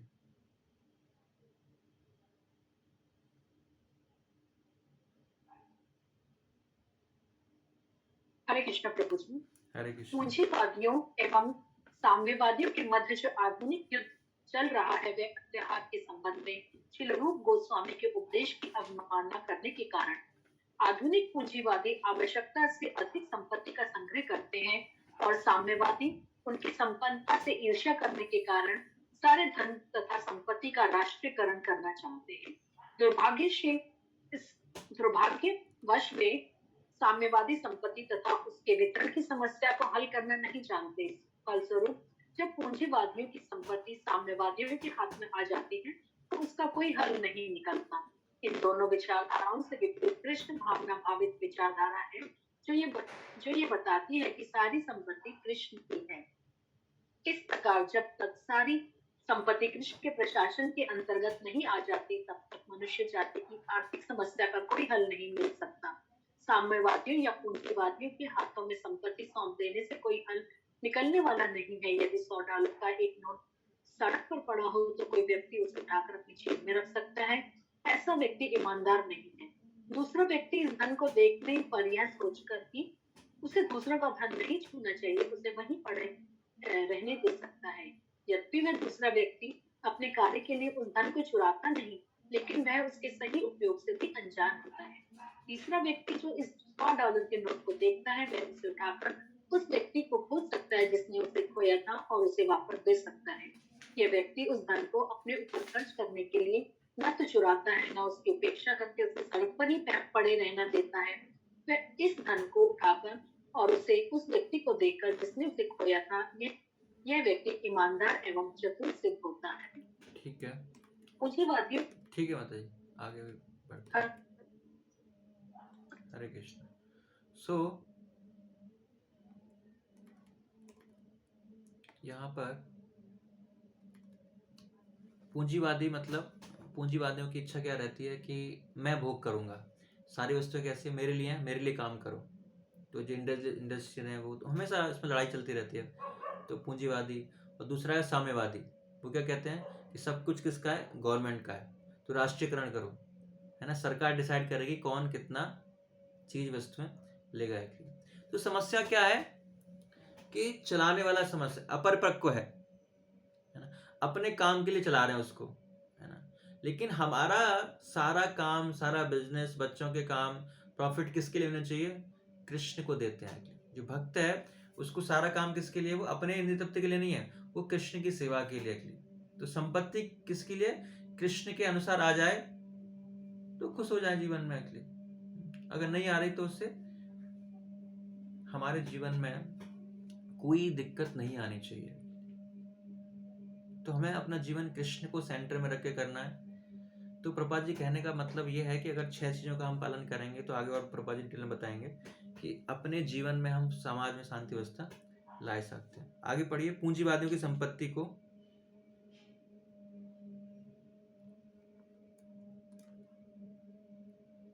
नैन राधा माता जी।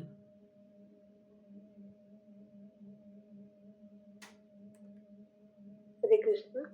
पूंजीवादियों की संपत्ति को साम्यवादियों को हस्तांतरित करने मात्र से आधुनिक राजनीति की समस्या का समाधान नहीं हो सकता, क्योंकि ये प्रदर्शित किया जा चुका है कि जब कोई साम्यवादी धन पाता है तो वे उसका उपयोग अपनी इंद्रिय तृप्ति के लिए करता है। वास्तव में संसार की संपदा कृष्ण की है और प्रत्येक जीव को, चाहे वो मनुष्य हो या पशु, ये जन्म सिद्ध अधिकार है कि वे ईश्वर की संपत्ति को अपने पालन के लिए उपयोग में लाए। जब कोई व्यक्ति, चाहे वे पूंजीवादी हो या साम्यवादी, अपने पालन भरण से अधिक ग्रहण करता है तो वह चोर होता है, वे प्रकृति के नियमों द्वारा दंडित होने योग्य है। हरे कृष्ण। आगे पढ़िए माता जी, पूरा पढ़ना है कंप्लीट। विश्व की संपत्ति का उपयोग समस्त जीवों के कल्याण के लिए होना चाहिए, क्योंकि माता प्रकृति की यही योजना है। प्रत्येक व्यक्ति को भगवान की संपत्ति का उपयोग करते हुए जीवित रहने का अधिकार है।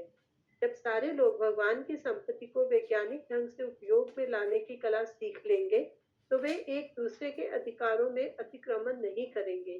तभी आदर्श समाज का निर्माण हो सकता है।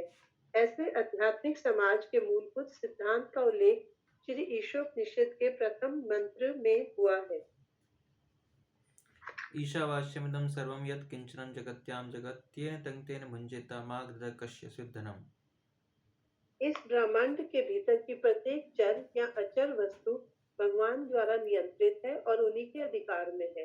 अतः मनुष्य को चाहिए कि अपने लिए उन्हीं वस्तुओं को स्वीकारे जो उसके लिए आवश्यक है और उसके भाग के रूप में सुरक्षित कर दी गई है, और ये जानते हुए कि वे वस्तुएं किसकी हैं, उन्हें ग्रहण न करे। हरे कृष्ण। आगे पढ़िए पूरा माता जी कंप्लीट। कृष्ण भावना भावित भक्त भली भांति जानते हैं कि इस जगत की रचना भगवान की पूर्ण व्यवस्था द्वारा समस्त जीवों के जीवन की आवश्यकताओं की पूर्ति के उद्देश्य से की गई, जिसमें किसी अन्य जीव के जीवन या अधिकारों में किसी तरह का अतिक्रमण ना हो। ये पूर्ण व्यवस्था प्रत्येक व्यक्ति की उसकी असली आवश्यकताओं के अनुसार हर एक को संपत्ति का सही सही भाग प्रदान करती है, जिससे हर जीव सादा जीवन उच्च विचार सिद्धांत के अनुसार शांतिपूर्वक रह सके। दुर्भाग्यवश भौतिकवादी, जिनका ना तो ईश्वर की योजना में श्रद्धा है, ना ही उच्चतर आध्यात्मिक विकास की महत्वाकांक्षा है, वे ईश्वर प्रदत्त अपनी बुद्धि का दुरुपयोग केवल अपनी भौतिक संपदा को बढ़ाने में करते हैं। वे अपनी भौतिक स्थिति को सुधारने के लिए अनेक पद्धतियों का आविष्कार करते हैं, यथा पूंजीवाद तथा भौतिकवादी साम्यवाद। उन्हें ईश्वर के नियमों या उच्चतर उद्देश्य में कोई रुचि नहीं रहती। वे सदैव इंद्रिय तृप्ति के लिए अपनी असीम इच्छाओं के लिए अपने साथियों को शोषण करने की शक्ति के कारण विलग दिखते हैं।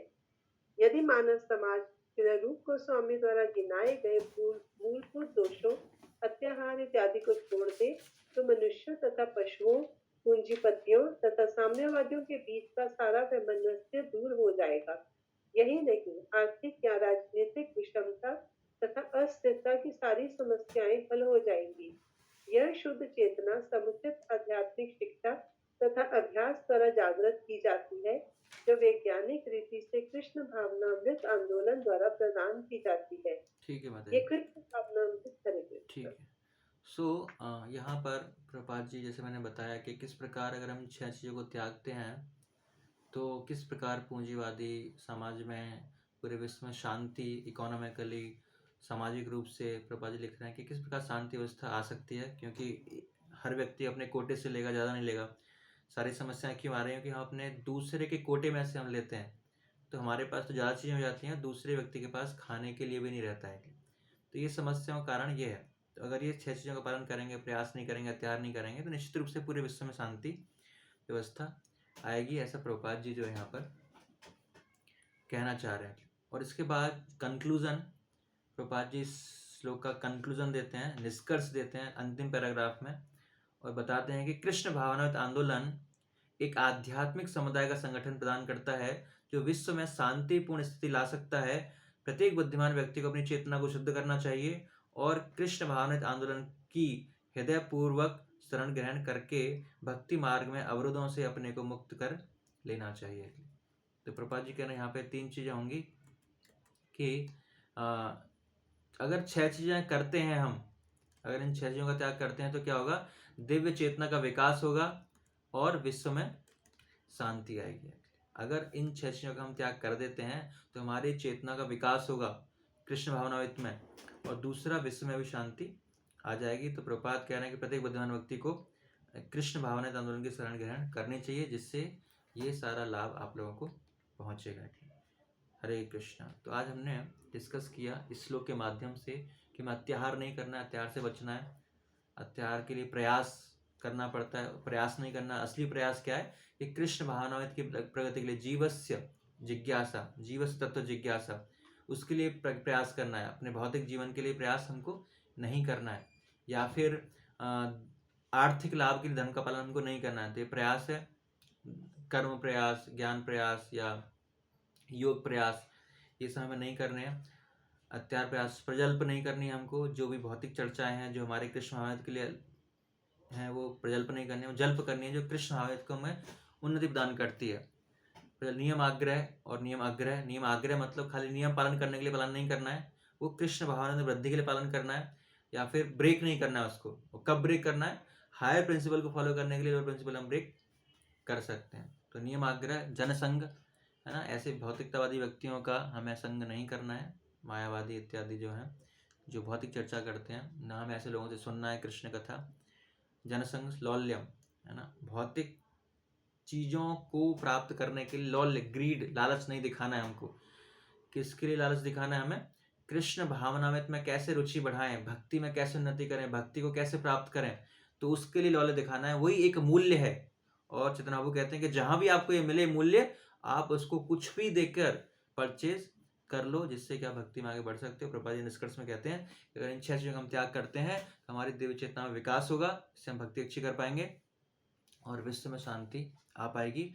और ये जो सुविधाएं हैं इस्कॉन के द्वारा दी जा रही हैं, तो आप लोग इसमें जुड़ सकते हैं और इन 6 चीजों से मुक्त हो सकते हैं। हरे कृष्णा। किसी को प्रश्न है तो प्रश्न पूछ सकते हैं।